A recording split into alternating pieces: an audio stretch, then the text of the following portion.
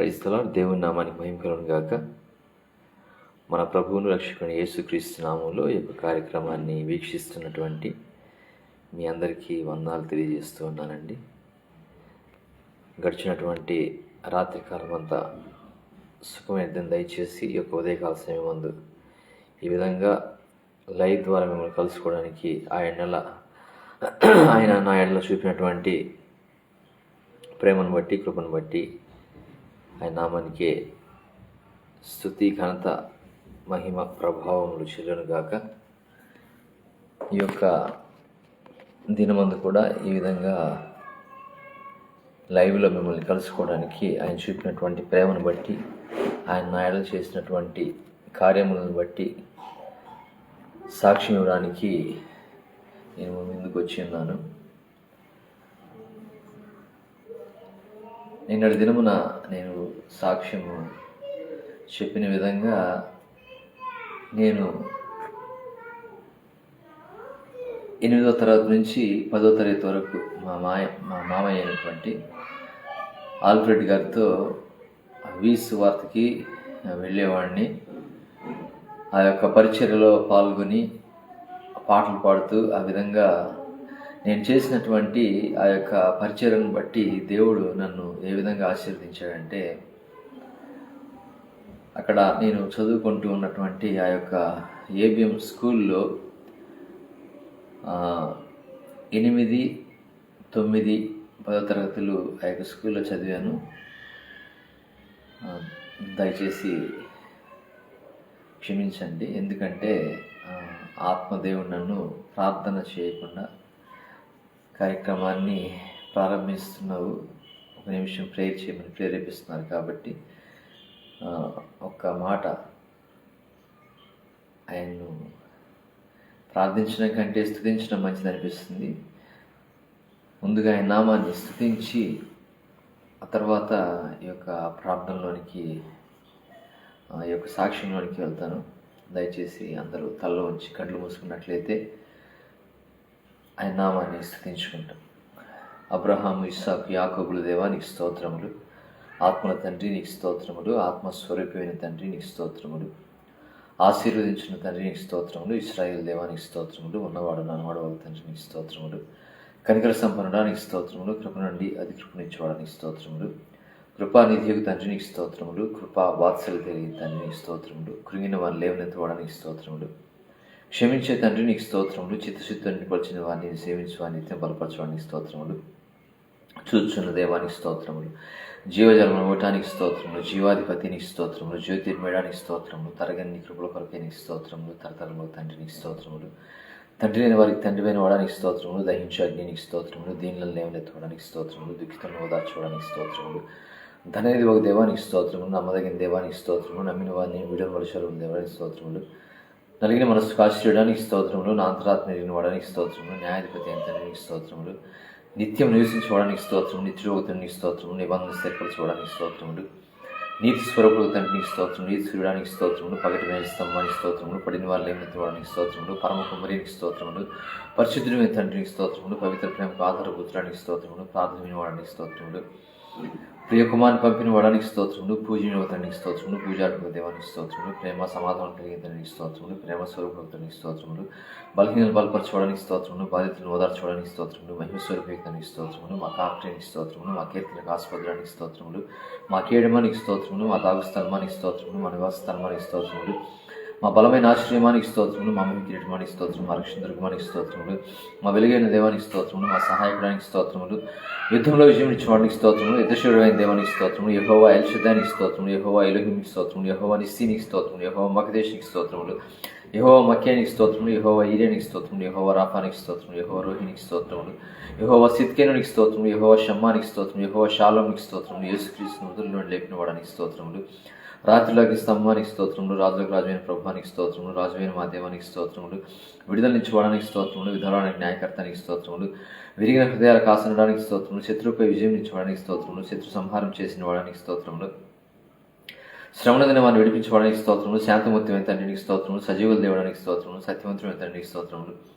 సమస్త ఆశీర్వాదములకు ఆధారభూతానికి స్తోత్రం, సమస్త దేవతల కన్నా పైన వాడానికి స్తోత్రములు, సమస్త నీతికి ఆధారభూతానికి స్తోత్రములు, సమస్త పరిశుద్ధతకు ఆధారభూతానికి స్తోత్రములు, సమస్త ప్రజలకు రాజవేతానికి స్తోత్రములు, సమస్త మహిమకు పాత్రడానికి స్తోత్రములు, సమస్తం సమకూరుస్తున్న తండ్రికి స్తోత్రములు, సర్వజీవుల పోషకుడానికి స్తోత్రములు, సర్వజ్ఞానికి స్తోత్రములు, సర్వాధికారికి స్తోత్రములు, సర్వాంతర్యామినికి స్తోత్రములు, సర్వోన్నత దేవానికి స్తోత్రములు, సృష్టికర్తానికి స్తోత్రములు, సైన్యములకు అధిపతి స్తోత్రములు, హృదయం పరిశోధించేవాడానికి స్తోత్రములు, అగ్ని జ్వాలన వంటి నేత్రము గలవాడైన యేసుప్రభువానికి స్తోత్రములు, అద్వితీయ కుమారుడు యేసుప్రభువానికి స్తోత్రములు, ఆది జ్ఞాని యేసుప్రభువానికి స్తోత్రములు, అపొస్తలుడైన యేసుప్రభువానికి స్తోత్రములు, అభిషిక్తుడైన యేసుప్రభువానికి స్తోత్రములు, అరుణోదయ నక్షత్రమైన యేసుప్రభువానికి స్తోత్రములు, అల్ఫా యుగైన యేసుప్రభువానికి స్తోత్రములు, ఆదియు అంతమైన యేసుప్రభువానికి స్తోత్రములు, ఆది యందున్న వాక్యమైన యేసుప్రభువానికి స్తోత్రములు, ఆమెను వాడైన యేసుప్రభువానికి స్తోత్రములు, ఆలోచనకర్తమైన యేసుప్రభువానికి స్తోత్రములు, ఆశ్చర్యకరుడైన యేసుప్రభువానికి స్తోత్రములు, ఇమ్మానుయేలు దేవానికి స్తోత్రములు, ఇశ్రాయేలు విమోచకుడైన యేసుప్రభువానికి స్తోత్రములు, కనికర సంపూర్ణ యేసుప్రభువానికి స్తోత్రములు, కలువరి ప్రేమధారమైన యేసుప్రభువానికి స్తోత్రములు,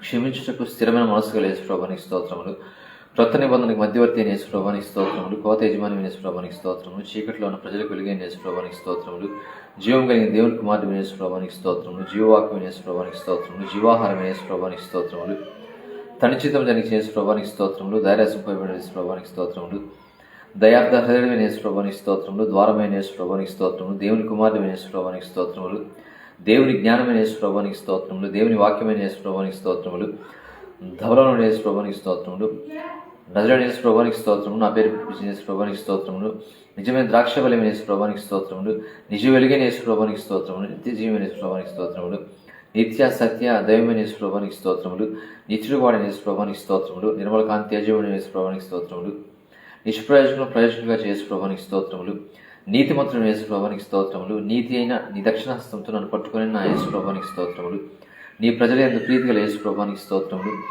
పరమ వైద్యుడైన యేసుప్రభువానికి స్తోత్రములు, పరలోకం దిగి వచ్చిన ఆహారమైన యేసుప్రభువానికి స్తోత్రములు, పరిశుద్ధుడైన యేసుప్రభువానికి స్తోత్రములు, పరిశుద్ధపరిచే యేసుప్రభువానికి స్తోత్రములు, ప్రతి వ్యక్తికి శిరస్సనవాడైన యేసుప్రభువానికి స్తోత్రములు, ప్రథమ సంతానమైన యేసుప్రభువానికి స్తోత్రములు, ప్రధాన కాపరి అయిన యేసుప్రభువానికి స్తోత్రములు, ప్రధాన యాజకుడైన యేసుప్రభువానికి స్తోత్రములు, ప్రభుల ప్రభు అయిన యేసుప్రభువానికి స్తోత్రములు, పాపికి విడుదలనిచ్చిన యేసుప్రభువానికి స్తోత్రములు, పాపుల స్నేహితుడైన యేసుప్రభువానికి స్తోత్రములు, ప్రాణమిచ్చిన యేసుప్రభువానికి స్తోత్రములు, పునరుద్ధరణ శక్తి అయిన యేసుప్రభువానికి స్తోత్రములు, పెండ్లి కుమారుడైన యేసుప్రభువానికి స్తోత్రములు, బహుకీర్తిని యేసుప్రభువానికి స్తోత్రములు, భయపడకని పలికిన యేసుప్రభువానికి స్తోత్రములు, భారమైన శ్రీను భరించిన యేసుప్రభువానికి స్తోత్రములు, భూరాజుల యేసుప్రభువానికి స్తోత్రములు, మనుష్య కుమారుడైన యేసుప్రభువానికి స్తోత్రములు, మహావేదన వహించిన యేసుప్రభువానికి స్తోత్రములు, మహిమోన్నతుడైన యేసుప్రభువానికి స్తోత్రములు, మా కొరకు యుద్ధ శక్తిమిచ్చిన యేసుప్రభువానికి స్తోత్రములు, మా పక్షమును వ్యాజ్యమాడే యేసుప్రభువానికి స్తోత్రములు, మా పాప రుణం బాపిన యేసుప్రభువానికి స్తోత్రములు, మా రక్షణకర్తవు యేసుప్రభువానికి స్తోత్రములు, మార్గము సత్యము జీవమైన యేసుప్రభువానికి స్తోత్రములు, మా విమోచకుడు యేసుప్రభువానికి స్తోత్రములు, మూలరాయన యేసుప్రభువానికి స్తోత్రములు, మృతులకు సజీవులకు న్యాయకర్తమైన యేసుప్రభువానికి స్తోత్రములు, వృత్తికోరలు ఇచ్చిన యేసుప్రభువానికి స్తోత్రములు, మెస్సమైన యేసుప్రభువానికి స్తోత్రములు, మంచి కాపరి అయిన యేసుప్రభువానికి స్తోత్రములు, రత్నములను యేసుప్రభువానికి స్తోత్రములు, రబ్బునిమైన యేసుప్రభువానికి స్తోత్రములు, రక్షణ శృంగమైన యేసుప్రభువానికి స్తోత్రములు, రాజుల రాజైన యేసుప్రభువానికి స్తోత్రములు, రెండవ ఆదామైన యేసుప్రభువానికి స్తోత్రములు, లోక పాపం మోసుకుని పో దేవుని గొర్రెపిల్లైన యేసుప్రభువానికి స్తోత్రములు, లోకమునకు వెలుగైన యేసుప్రభువానికి స్తోత్రములు, లోకరక్షకుడు యేసుప్రభువానికి స్తోత్రములు, విజ్ఞాపనకర్తమైన యేసుప్రభువానికి స్తోత్రములు, విశ్వాసముల కర్త దాన్ని కొనసాగించిన యేసుప్రభువానికి స్తోత్రములు, శక్తివంతుడైన యేసుప్రభువానికి స్తోత్రములు, శత్రువులపై విజయం ఇచ్చిన యేసుప్రభువానికి స్తోత్రములు, శక్తిహీనులకు బలాభివృద్ధి కలిగే యేసుప్రభువానికి స్తోత్రములు, శాపముతులైన యేసుప్రభువానికి స్తోత్రములు, సజీవప్రాయైన యేసుప్రభువానికి స్తోత్రములు, సత్యసాక్షి అయిన యేసుప్రభువానికి స్తోత్రములు, సమాధానకర్తమైన యేసుప్రభువానికి స్తోత్రములు, సమాధానములకు అధిపతిమైన యేసుప్రభువానికి స్తోత్రములు, సర్వలోకంలోకి వెళ్ళా సర్వాంగ సుందరమైన యేసుప్రభువానికి స్తోత్రములు, సర్వాధికారి అయిన యేసుప్రభువానికి స్తోత్రములు, సర్వోన్నతుడైన యేసుప్రభువానికి స్తోత్రములు, సొమసిన బలమిచ్చే యేసుప్రభువానికి స్తోత్రములు, సంగమునకు శిరస్సు అయిన యేసుప్రభువానికి స్తోత్రములు, అగ్నినాల్క పరిశుద్ధాత్మానికి స్తోత్రములు, అధిక బుద్ధిని అనుగ్రహించి పరిశుద్ధాత్మానికి స్తోత్రములు, అధికారి వారి ధైర్యించి పరిశుద్ధాత్మానికి స్తోత్రములు, అద్భుతం జరిగించి పరిశుద్ధాత్మానికి స్తోత్రములు, అన్య భాషను అనుగ్రహించి పరిశుద్ధాత్మానికి స్తోత్రములు, అభిషేకించి పరిశుద్ధాత్మానికి స్తోత్రములు, ఆజ్ఞాపించి పరిశుద్ధాత్మానికి స్తోత్రములు, ఆత్మతో సత్యముతో ఆరాధింపబడే పరిశుద్ధాత్మానికి స్తోత్రములు, ఆదరించు మాదరణకర్తమైన పరిశుద్ధాత్మానికి స్తోత్రములు, ఆనంద గీతమును పాడించి పరిశుద్ధాత్మానికి స్తోత్రములు, ఆనంద సంతోషం ఇచ్చి పరిశుద్ధాత్మానికి స్తోత్రములు, ఆలోచనకర్తమైన పరిశుద్ధాత్మానికి స్తోత్రములు, ఆలోచన బలములకు ఆధారము పరిశుద్ధాత్మానికి స్తోత్రములు, ఆశ్చర్య క్రియలు జరిగించి పరిశుద్ధాత్మానికి స్తోత్రములు, ఆశ్చర్యమైన ఆలోచన శక్తించి పరిశుద్ధాత్మానికి స్తోత్రములు, ఉదకం వలె ఊరించి పరిశుద్ధాత్మానికి స్తోత్రములు, కరుణించి పరిశుద్ధాత్మానికి స్తోత్రములు, కార్యసిద్ధి కలిగి చేయ పరిశుద్ధాత్మానికి స్తోత్రములు, క్రీస్తుకు ఆత్మ పరిశుద్ధాత్మానికి స్తోత్రములు, క్రీస్తును మహిమపరిచే పరిశుద్ధాత్మానికి స్తోత్రములు, కృపకు మనము పరిశుద్ధాత్మానికి స్తోత్రములు, జీవమిచ్చి పరిశుద్ధాత్మానికి స్తోత్రములు, జ్ఞాన వివేకములకు ఆధారము పరిశుద్ధాత్మనికి స్తోత్రములు. తల్లి వలె ఆదరించి పరిశుద్ధాత్మనికి స్తోత్రములు. తండ్రి వలె పోషించి పరిశుద్ధాత్మనికి స్తోత్రములు. దత్తపుత్రాత్మైన పరిశుద్ధాత్మనికి స్తోత్రములు. దయగలిగిన పరిశుద్ధాత్మనికి స్తోత్రములు. దేవుని జీవాత్మైన పరిశుద్ధాత్మనికి స్తోత్రములు. నవీన స్వభావం నుంచి పరిశుద్ధాత్మనికి స్తోత్రములు. నిత్యానందంతో పరవశించే పరిశుద్ధాత్మనికి స్తోత్రములు. నిత్యుడు పరిశుద్ధాత్మనికి స్తోత్రములు. నీతిని గురించి తీర్పుని గురించి తెలియజేయ పరిశుద్ధాత్మనికి స్తోత్రములు. నూతన జన్మ ఇచ్చి పరిశుద్ధాత్మనికి స్తోత్రములు. పరిశుద్ధుడైన పరిశుద్ధాత్మనికి స్తోత్రములు. పరిశోధించి పరిశుద్ధాత్మనికి స్తోత్రములు. పాపమును ఒప్పించి పరిశుద్ధాత్మనికి స్తోత్రములు. ప్రకటించి పరిశుద్ధాత్మనికి స్తోత్రములు. ప్రత్యేకపరచి పరిశుద్ధాత్మనికి స్తోత్రములు. ప్రవచనాత్మైన పరిశుద్ధాత్మనికి స్తోత్రములు. ప్రేమతో నేను పరిశుద్ధాత్మనికి స్తోత్రములు. ప్రేమను కుమ్మరించి పరిశుద్ధాత్మనికి స్తోత్రములు.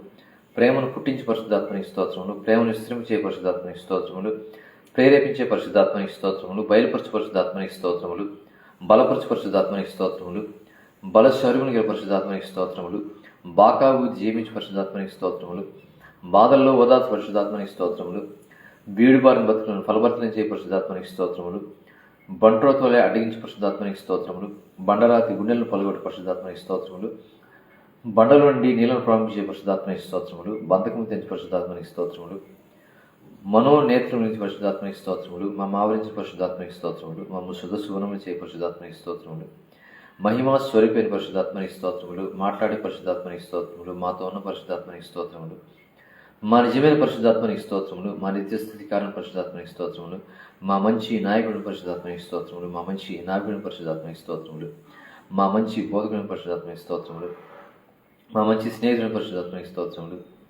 మాలో ఉన్న పరిశుద్ధాత్మనికి స్తోత్రములు. మూడు చిరించే పరిశుద్ధాత్మనికి స్తోత్రములు. రూపాంతర స్థితిని దయచే పరిశుద్ధాత్మనికి స్తోత్రములు. లోపరిచే పరిశుద్ధాత్మనికి స్తోత్రములు. వాక్శక్తిని అగ్నించి పరిశుద్ధాత్మనికి స్తోత్రములు. వాదించిన పరిశుద్ధాత్మనికి స్తోత్రములు. విజయోత్సవం నుంచి పరిశుద్ధాత్మనికి స్తోత్రములు. విజ్ఞాపన చేయ పరిశుద్ధాత్మనికి స్తోత్రములు. విజ్ఞాపన ప్రార్థన పరిశుద్ధాత్మనికి స్తోత్రములు. విధేయ చూపే పరిశుద్ధాత్మనికి స్తోత్రములు. వివేచన ఇచ్చి పరిశుద్ధాత్మనికి స్తోత్రములు. విశ్వాసులకు జీవం ఇచ్చి పరిశుద్ధాత్మనికి స్తోత్రములు. వ్యక్తిత్వం కలిగిన పరిశుద్ధాత్మనికి స్తోత్రములు. శత్రువుతో పోరాడే పరిశుద్ధాత్మనికి స్తోత్రములు. శత్రువుపై జీవించే పరిశుద్ధాత్మనికి స్తోత్రములు. శరీరేచ్ఛల నుండి విడిపించే పరిశుద్ధాత్మనికి స్తోత్రములు. శ్రేష్టమైన ఫలమునిచ్చి పరిశుద్ధాత్మనికి స్తోత్రములు. శ్రేష్ఠ వరమునిచ్చి పరిశుద్ధాత్మనికి స్తోత్రములు. సత్యస్వరూపేరి పరిశుద్ధాత్మనికి స్తోత్రములు. సమృద్ధి జీవించి పరిశుద్ధాత్మనికి స్తోత్రములు. సర్వజ్ఞాని పరిశుద్ధాత్మనికి స్తోత్రములు. సహాయం చేయ పరిశుద్ధాత్మనికి స్తోత్రములు. సాతాను అడ్డుగోడలు పిలిచి పరిశుద్ధాత్మనికి స్తోత్రములు. సువార్త సేవకు పరిశుద్ధాత్మనికి స్తోత్రములు. సేవలో ద్వారం తెరిచి పరిశుద్ధాత్మనికి స్తోత్రములు. సృజించే పరిశుద్ధాత్మనికి స్తోత్రములు. స్నేహితుని వల్ల చెలించే పరిశుద్ధాత్మనికి స్తోత్రములు. హృదిలో ప్రేమను కుమరించి పరిశుద్ధాత్మనికి స్తోత్రములు. తండ్రి కుమార పరిశుద్ధాత్మ త్రియేక దేవ, మీ ఘనమైన అత్యున్నతమైన శ్రేష్టమైన నామను స్తుతించడానికి మీరు మాకు దయచేసినటువంటి ఈ యొక్క సమయమును బట్టి, ఈ యొక్క తరుణమును బట్టి, ఈ యొక్క గొప్ప భాగ్యమును బట్టి మీ కోటాను కోట్ల కృతజ్ఞతాస్తులు చెల్లించుకుంటున్నాం నాయన. గడిచినటువంటి రాత్రి కాలం అంతా సుఖమైనదని దయచేసి అయా ఉదయకాలం ముందు ప్రభు నాయన ఈ విధంగా మిమ్మల్ని స్తుతించడానికి, అయా మీ నామాన్ని ఘనపరచడానికి, మీ నామాన్ని మహింపరచడానికి మీరు మాకు దయచేసినటువంటి ఈ యొక్క శ్రేష్టమైన సమయాన్ని బట్టి మీ కోటాను కోట్ల కృతజ్ఞతాస్తులు చెల్లించుకుంటున్నాను నాయన. తండ్రి ఇదిగో ప్రభువా, ప్రతిదినం ప్రభువా ఎపిసోడ్ వైజ్గా ప్రభువా నా జీవితంలో మీరు చేసినటువంటి అద్భుతాలను, ఆశ్చర్య కార్యాలను అయా సాక్ష్యంగా ప్రభువా నైనా నీ బిడ్డల ఎదుట నేను పంచుకొని ఉండగా ఈ యొక్క సాక్ష్యం ద్వారా నా ప్రభువా మీ నామానికి మహిమ తెచ్చుకోనండి.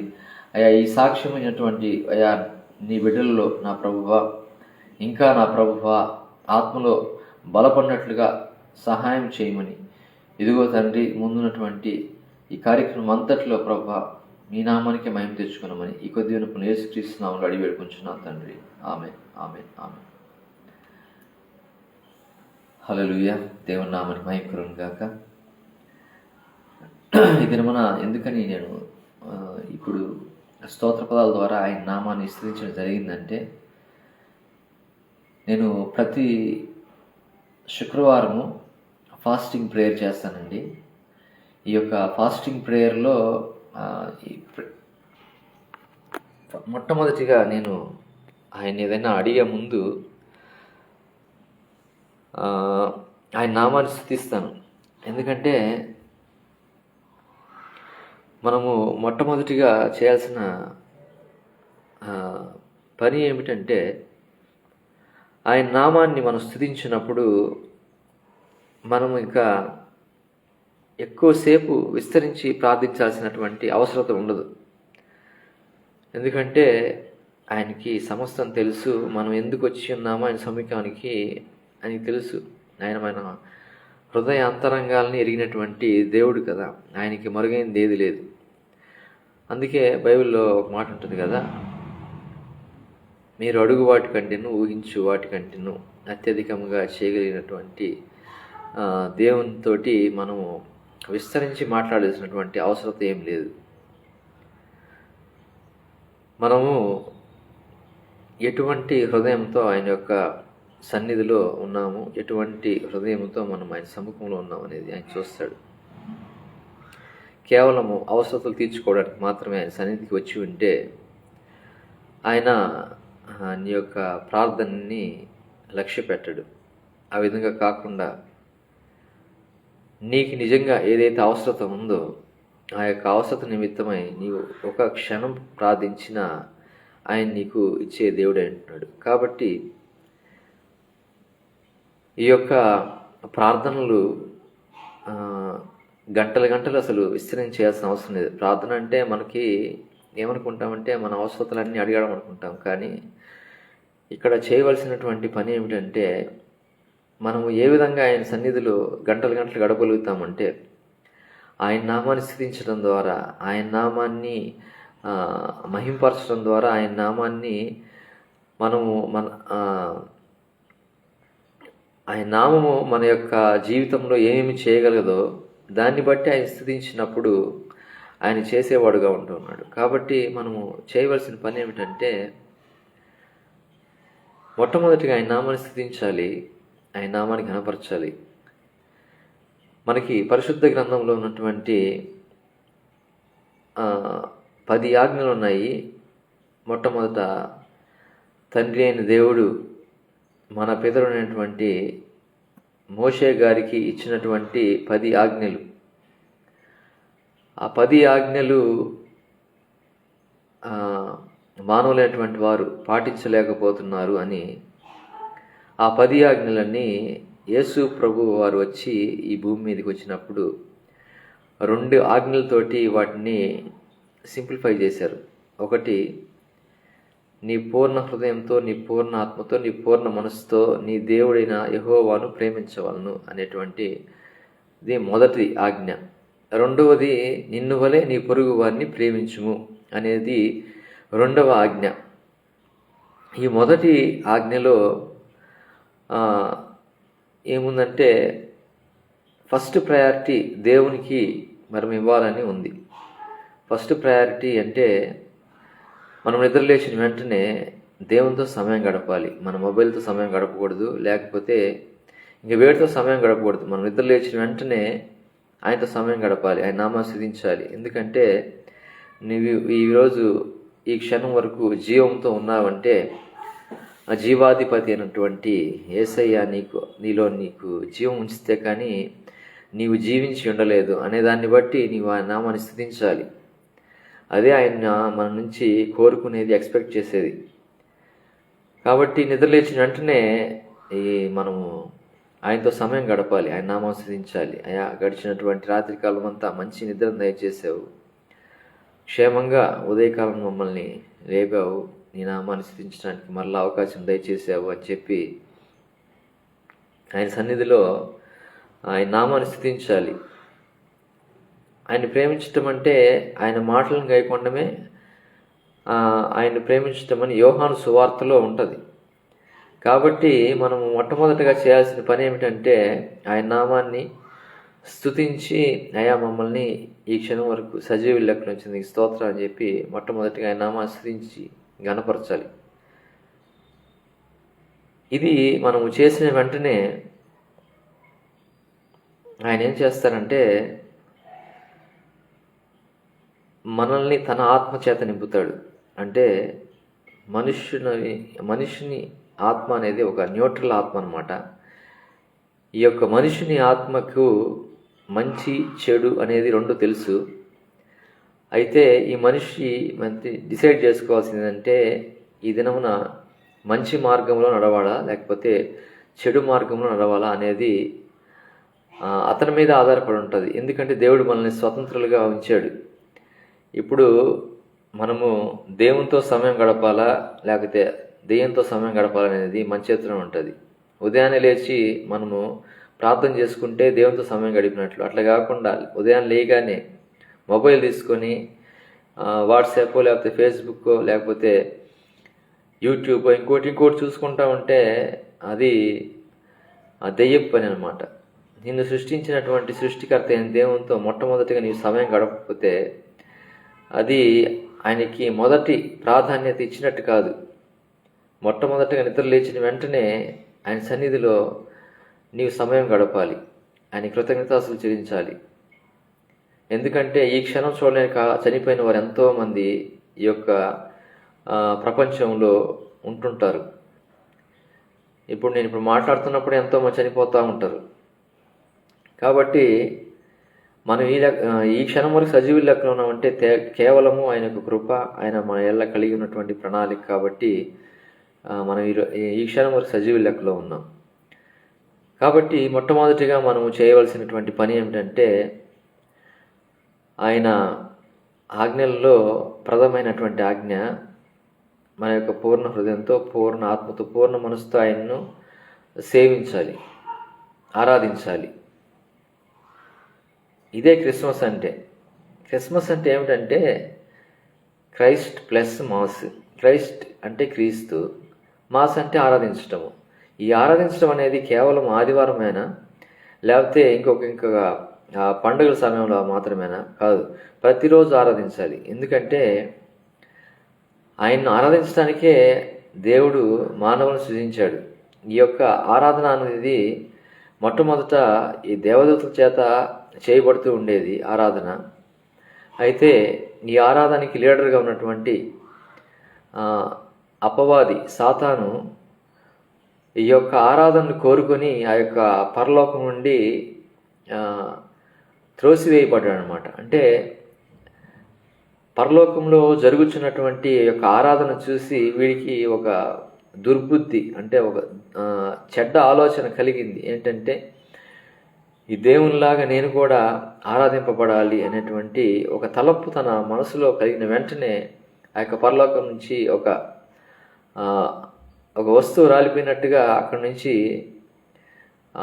పరలోకం నుంచి భూమి మీదకి త్రోసివేయబడ్డాడు అపవాది, వాడి అనుచరులు. వారు వచ్చి భూమి మీద పడిన తర్వాత దేవుడైనటువంటి తండ్రి అయిన దేవుడు, కుమారుడైనటువంటి దేవుడు, పరిశుద్ధాత్మ అయిన దేవుడు భూమి మీదకి వారు ఏతించి ఏం చేశారంటే మంటితోటి నరుణ్ణి నిర్మించి వానికి వారి యొక్క పోలిక చొప్పున ఉన్నటువంటి లక్షణాలన్నింటినీ మానవునికి దయచేసి మనల్ని ఆయన్ని ఆరాధించే వారిగా దేవుడు నియమించాడు. ఈ నియమించి వారికి అధికారం ఇస్తే అపవాది ఏం చేశాడంటే దేవుడు సృష్టించినటువంటి ఈ యొక్క నరుల వద్దకు వచ్చి, అంటే ఇండైరెక్ట్ రూట్లో మానవుల్ని అంటే నరుల్ని చెడగొట్టారు. ఇండైరెక్ట్ రూట్ అంటే ఆదాము వద్దకి రాకుండా, అంటే ఆదాము వద్దకు కూడా వచ్చి ఉంటాడు వాడు. ఆదాము దేవుడు నన్ను తినవద్దని చెప్పాడు అని చెప్పి అతను ఏమన్నా ఒక 2-3 సార్లు ఆ ప్రయత్నాన్ని తిప్పికొట్టినప్పుడు వాడు హవ్వ ఒంటరిగా ఉన్నప్పుడు చూసి ఆమె దగ్గరికి వెళ్ళి ఇలా చేసుంటాడేమో. ఎందుకంటే ఇప్పుడు ఆదాము కానీ ఆ పండు తినగలడు అని అనుకుంటే అపవాది అనేటువంటి సాతాను ముందుగా ఆదామునే శోధించి ఉండేవాడు. ఒకవేళ శోధించి కూడా ఉండొచ్చు. శోధించి ఉంటే అపవాదిని తరిమివేసి ఉండొచ్చు, తోలివేసి ఉండొచ్చు. అందుకని మరలా ఆ యొక్క హవ్వ వద్దకు వచ్చి ఆమెని ఆ పండు తినమని ప్రేరేపించాడు. ఆ విధంగా ఆ పండు తినడం వల్ల, ఆజ్ఞను అతిక్రమించడం వల్ల ఈ యొక్క లోకంలోనికి మరణం అనేది ప్రవేశించింది. కాబట్టి మనము తెలుసుకోవాల్సినటువంటి విషయం ఏమిటంటే, మనము ప్రతిరోజు దేవునితో సమయం కానీ గడపకపోతే మనల్ని కానీ, అంటే ఇప్పుడు హవ్వమ్మని కానీ అపవాది ఏ విధంగా అయితే నడవకూడనటువంటి మార్గం నడిపించి వేశాడు, అదేవిధంగా ప్రతిరోజు లేచిన వెంటనే దేవునితో సమయం కానీ గడపకపోతే ఆ దినమంతా మనం అపవాది ఆధీనంలో నడిపించబడతాం. అపవాది ఆధీనంలో మనం నడిపించబడితే జరిగేది ఏమిటంటే, చేయకూడని పనులన్నీ చేసి నాశనాన్ని తెచ్చుకుంటాం మనం. కాబట్టి మొట్టమొదటిగా మనము ఎవరితో సమయం గడపాలంటే దేవునితో సమయం గడపాలి. దేవునితో ఎందుకు సమయం గడపాలంటే, దేవుని ఆత్మ, పరిశుద్ధ ఆత్మ మనలో ఉంటే కానీ అపవాది యొక్క ఆ యొక్క శోధనల్ని మనం జయించలేం. వాడు ప్రతిరోజు మనల్ని శోధిస్తూనే ఉంటాడు. వాడికి ఉన్నటువంటి లక్షణాల్లో వాడి యొద్ద నుంచి మనం నేర్చుకోవాల్సినటువంటి ఒక లక్షణం ఏదన్నా ఉందంటే అది ఓర్పు. ఈరోజు కాకపోతే రేపన్నా వీడిని పడగొట్టాలనేటువంటి ఓర్పు, సహనం కలిగి పనిచేస్తూ ఉంటాడు. వాడి దగ్గర నుంచి మనం నేర్చుకోవాల్సింది ఏదైనా ఉంది అంటే వాడి వద్ద మనం ఓర్పుని, సహనాన్ని మనం నేర్చుకోవాలి. ఏంటంటే ప్రతిరోజు వాడు నిరాశ చెందడు. ఈరోజు కాకపోతే రేపని దొరుకుతాడని మరలా వస్తాడు. ఎల్లుండి కాకపోతే ఆ పక్క రోజన్నా వస్తాడనమాట. అంటే వాడికి ఎంత ఓర్పు, సహనం అంటే ఈ యొక్క ప్రతి ఒక్కరిని చెడగొట్టాలి అనేటువంటి దాని విషయంలో ఎంతో సహనంతో, ఓర్పుతో పనిచేస్తాడు. ఆ విధంగా దేవుని బిడ్డలు కానీ పనిచేస్తే ఈ యొక్క లోకమంతా దేవుని బిడ్డలతో నిండిపోతుంది. కానీ ఆ విధంగా పనిచేసేటువంటి వారు తక్కువ. అటువంటి అనుచరులు ఇప్పుడు అపవాదికి ఉన్నటువంటి అనుచరులు ఎవరైతే ఉన్నారో వాళ్ళంతా ఓర్పు, సహనంతో ఒక మనిషి చెడగొట్టడానికి పనిచేస్తున్నారో అదేవిధంగా దేవుని పనిచేసేటువంటి బిడ్డల కోసం ఆయన ఎదురు చూస్తున్నాడు. కాబట్టి మీరు, నేను, మనము ఏ విధంగా మారాలంటే ఓర్పు, సహనంతో ఆయన పనిచేసేటువంటి బిడ్డలుగా మనం మారాలి. మనము ప్రతిరోజు ఉదయాన్నే లేచిన వెంటనే ఆయన నామాన్ని స్తుతించి, ఆయన నామాన్ని ఘనపరిచి, ఆయన నామాన్ని మహింపరిస్తే ఆయన మనకి ఆ దినమంతా జయాన్ని దయచేస్తాడు అపవాది మీద. వాడి చెడ్డ ప్రేరేపణలకు మనం లోను కాకుండా మనల్ని ఆయన మన చుట్టూ అగ్ని కంచె వేసి మనల్ని కాపాడుతాడు. కాబట్టి బైబిల్లో మొట్టమొదటిగా ఉన్నటువంటి ఈ యొక్క ఆజ్ఞని మనము పాటించాలి. ఇది పాటిస్తే ఆటోమేటిక్గా నిన్ను వలె నీ పొరుగు వారిని ప్రేమించటము నీకు చాలా సులభమైపోతుంది. నిన్ను వలె నీ పొరుగు వారిని అంటే ఇప్పుడు నిన్ను నీవు ఎలా ప్రేమించుకుంటావో ఆ విధముగా ప్రేమించుకోవడం ఎదుటి వ్యక్తిని కూడా నువ్వు చేస్తావని. అంటే ఇప్పుడు నిన్ను ప్రేమించుకోవడం అంటే నిన్ను ఉదయం లేయగానే నీకు బ్రష్ చేసుకుంటావు, స్నానం చేస్తావు, తలస్నానం చేస్తావు, నీకు ఆకలి అయింది టిఫిన్ చేస్తావు.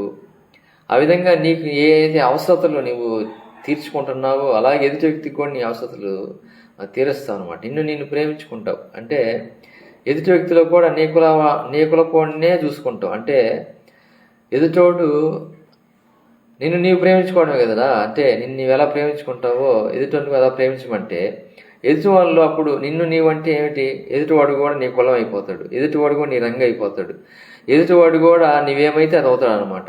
కాబట్టి నిన్ను వాళ్ళు నీ పురుగు వారిని ప్రేమించడం అంటే ఇదే అనమాట. నీవేమో ఎదుటివాడు కూడా అదే అయిపోతాడు. కాబట్టి నీవు ఏదైతే అవుతున్నావో ఎదుటివాడు అది అయినప్పుడు నీకు ప్రేమించడం సులభమైపోతుంది. కాబట్టి ఈ రెండు ఆజ్ఞలు పాటిస్తే ధర్మశాస్త్రం అంతటినీ గైకొన్నట్లుగా యేసయ్య చెప్తూ ఉన్నాడు. కాబట్టి ఈ యొక్క పర్పస్ యేసయ్య ఈ భూమి మీదకి రావడానికి కారణం ఏమిటంటే ఈ విధంగా మనుష్యుడు మన మొదటి నరుడైనటువంటి మన పితరుడైనటువంటి ఆదాము దేవుడు చెప్పినటువంటి మాటను లక్ష్య పెట్టకుండా, ఆయన మాటను నమ్మకుండా అపవాది చెప్పినటువంటి మాటల్ని నమ్మి వాడు తినమన్నటువంటి పండుని తిన్నారు. అంటే ఇక్కడ మనం తెలుసుకోవాల్సిన విషయం ఏంటంటే, దేవుడి కంటే వీరు అపవాది చెప్పినటువంటి మాటల్ని ఎక్కువగా నమ్మారు. అంటే చూడండి, నిన్ను సృష్టించినటువంటి నీ సృష్టికర్త మాట అని నమ్మేదానికంటే అపవాది చెప్పినటువంటి మాటని వారు నమ్మి, ఇదిగో మీరు దేవదూతల్లాగా మారిపోతారు, మీకు ఒక రకమైనటువంటి మహిమ వస్తుంది అని చెప్పినటువంటి మాయ మాటలకి మోసపోయి వారు ఆ పండు తినేశారు. ఆ తర్వాత జరిగింది ఏమిటంటే, దేవుడు ఏదైతే చెప్పాడో అదే జరిగింది.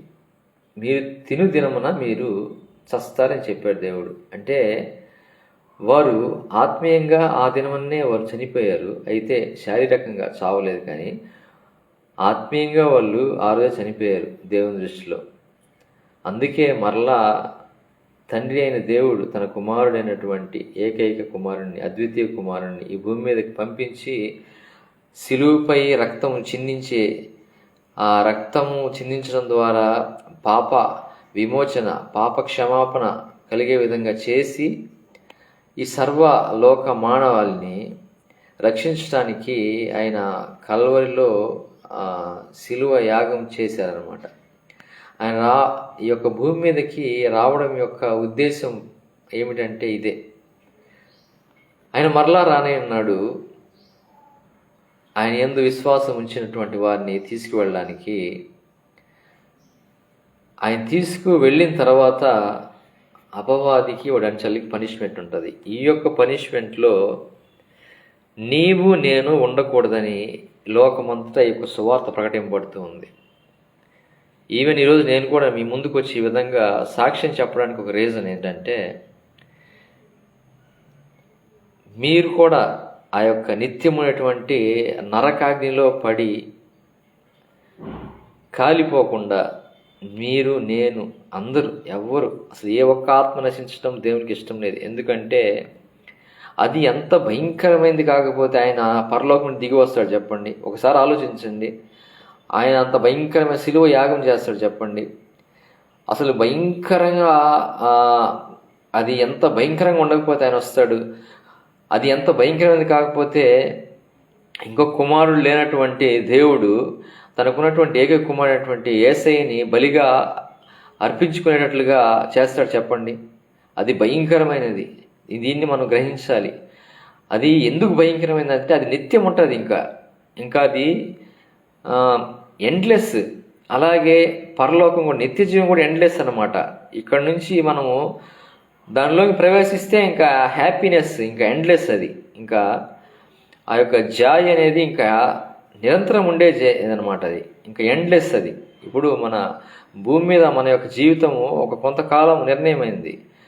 అది ఎంతకాలం అంటే బైబిల్ ప్రకారం అయితే 70 సంవత్సరాలు, అధిక బలం ఉంటే 80 సంవత్సరాలు. ఒకవేళ అది మించితే ఒక 100 ఏళ్ళు లేకపోతే 120 ఏళ్ళు అనుకోండి. ఈ భూమి మీద మనము జీవించేటువంటి ఆ యొక్క లైఫ్ స్పాన్. ఆ తర్వాత మనము గతించిపోతాము. మనం ఎక్కడికి వెళ్తాము? ఆ తర్వాత నిత్య జీవానికి కానీ లేకపోతే నిత్య నరకానికి కానీ వెళ్ళాలి. అయితే నిత్య జీవానికి వెళ్ళాలని దేవుడు కోరుకుంటున్నాడు ఆయన బిడ్డలందరినీ. ఎందుకంటే నిత్య నరకాగ్ని అనేది కేవలము అపవాదికిని వాడి అనుచరులకు మాత్రమే అది దేవుడు సిద్ధపరిచాడు. ఏ ఒక్క నరునికి, ఏ ఒక్క మానవుని కొరకు అది సిద్ధపరచబడలేదు.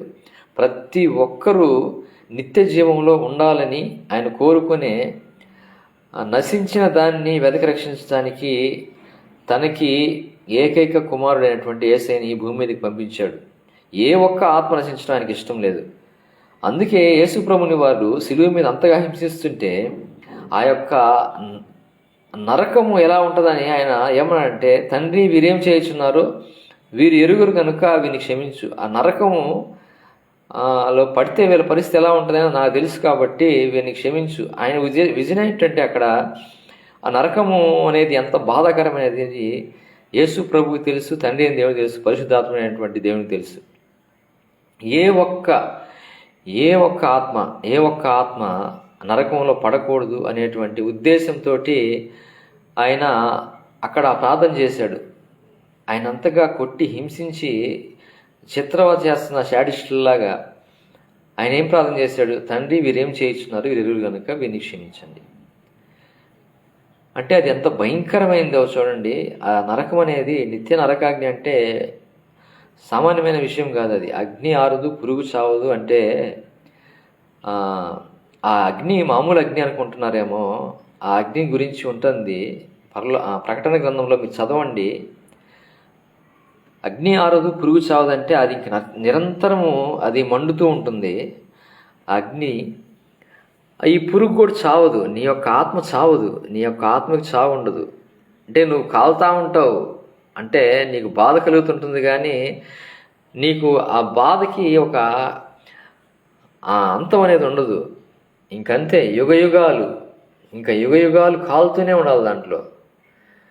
కాబట్టి ఇక్కడ ఈ భూమి మీద జీవించినటువంటి జీవిత విధానాన్ని బట్టి మాత్రమే నీకు ఆ యొక్క పరలోక రాజ్యంలో స్థానం కలుగుతుంది. అందుకే లోకమంతటా సువార్త ప్రకటింపబడుతుంది. సువార్త ఏమిటంటే, నీవు పరలోకంలో ఉంటావు, సరైన రీతిలో జీవిస్తావు, సరైన రీతిలో నీవు జీవిస్తే ఈ భూమి మీద పరలోకంలో ఉంటావు. దాని కొరకు యేసుని ప్రభు అని ఒప్పుకొని నోటితోటి ఆయన యందు విశ్వాసం ఉంచి బాప్తిస్మం తీసుకున్నటువంటి ప్రతి వాడు రక్షింపబడతారు, నమ్మని వారికి శిక్ష విధింపబడుతుంది అనేటువంటి మాటలు మార్కు సువార్తలో యేసు ప్రభు వారు చెప్తారన్నమాట. నమ్మిన వాళ్ళకి నిత్య జీవము, నమ్మని వారికి శిక్ష. కాబట్టి దయచేసి మీరంతా గమనించండి, మన ముందున్నటువంటి ఈ రెండు ప్లేస్లో ఏది అనేది మీరు సెలెక్ట్ చేసుకోండి. హ్యాపీగా నిత్యము ఉండేటువంటి ఆ యొక్క పరలోక రాజ్యంలో ఉండాలా, లేకపోతే నిత్యము మండుచూ ఉండేటువంటి ఆ యొక్క అగ్ని గుండంలో త్రోయబడాలా అనేది. నీవు నిత్యము సుఖంగా ఉన్నటువంటి ఆ యొక్క పరలోక రాజ్యంలో ఉండాలంటే నీవు చేయవలసిన పని ఏమిటంటే, నీవు పాపివని గ్రహించి నీ పాపాలని ఆయన ఎదుట ఒప్పుకొని ఆయన యొక్క రక్తం చేత నిన్ను నీవు కడుక్కొని శుద్ధినిగా చేసుకొని ఆయన నామాన్ని విశ్వసించి బాప్తిస్మం తీసుకున్నట్లయితే నీ యొక్క పాపముల నిమిత్తమై ఎప్పుడైతే నీ బాప్తిస్మం తీసుకుంటావో నీవు మృతుడు అయిపోతావు. నీ పాపాలన్నీ మరణిస్తాయి, వాటిలో ఇంక జీవం ఉండదు. ఆ తర్వాత యేసుక్రీస్తు యొక్క పునరుద్ధాన శక్తి చేత ఈ బాప్తిస్మం తీసుకొని ఇట్లా మన నీళ్ళలో ముంచినప్పుడు అవన్నీ చేయబడి మన పాపములన్నీ అపరాధములు పాపముల చేత మనం చచ్చిపోతాము.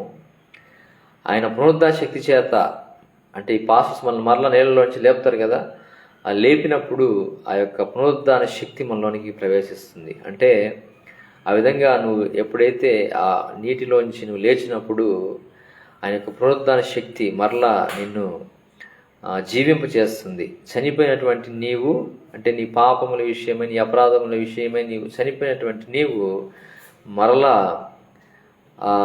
లేచి జీవిస్తావు. ఈ జీవించటము ఇంక ఎండ్లెస్ అనమాట, ఇంకా ఎండ్లెస్. దీనికి ఇంకా నువ్వు మరలా మరణించడం ఉండదు. ఇంకా నువ్వు మరలా మరణించడం అంటే రెండవ మరణమే. రెండవ మరణం అంటే నిత్యము మండుచున్నటువంటి అగ్నిగుండములో వేయబడటమే రెండవ మరణం. అందుకనే మనము ఒకసారి మరణిస్తే, అంటే ఆత్మ సంబంధికులు ఒకసారి మరణిస్తారు అంతే. శరీర సంబంధులు 2 సార్లు మరణిస్తారనమాట. ఆత్మ సంబంధికులు ఒకసారి మరణించడం అంటే ఏమిటంటే, ఇప్పుడు ఈ భూమి మీద సహజంగా మరణించేటువంటి ఆ యొక్క మరణం ఇది అందరికీ సంభవిస్తుంది. అయితే మనకి ఈ రెండవ మరణం, ఆత్మ సంబంధికులకు రెండవ మరణం సంభవించదు. రెండవ మరణం ఏంటంటే నిత్యము మండుచున్నటువంటి అగ్ని గంధకంలో తో మండుచున్నటువంటి అగ్ని గుండంలో పడద్రోయబడటమే రెండో మరణం. ఇది ఉండదు ఆత్మ సంబంధికులకి. ఆత్మ సంబంధమైనటువంటి వారికి ఈ యొక్క అగ్నిగుండంలో పాలు పొందటం ఉండదు. ఇంకా ఒక మరణమే. శరీర సంబంధులకి ఈ భూమి మీద సహజంగా మరణించేటువంటి మరణం ఒకటి, మరలా వారు చేసినటువంటి క్రియలను బట్టి వారు తీర్పులోకి తేబడి అగ్నిగుండంలో త్రోయబడతారు, అది రెండో మరణం. ఇలా రెండు మరణాలు వాళ్ళు ఫేస్ చేయాల్సి వస్తుంది. ఆత్మ సంబంధికులు కేవలము ఒక మరణం మాత్రమే వారు ఫేస్ చేయాల్సి వస్తుంది. కాబట్టి దయచేసి నేను ప్రతిరోజు మీ ముందుకి నా యొక్క జీవితంలో జరిగినటువంటి సంఘటనలను సాక్ష్య రూపంగా చెప్పుకుంటూ వస్తూ ఉన్నాను.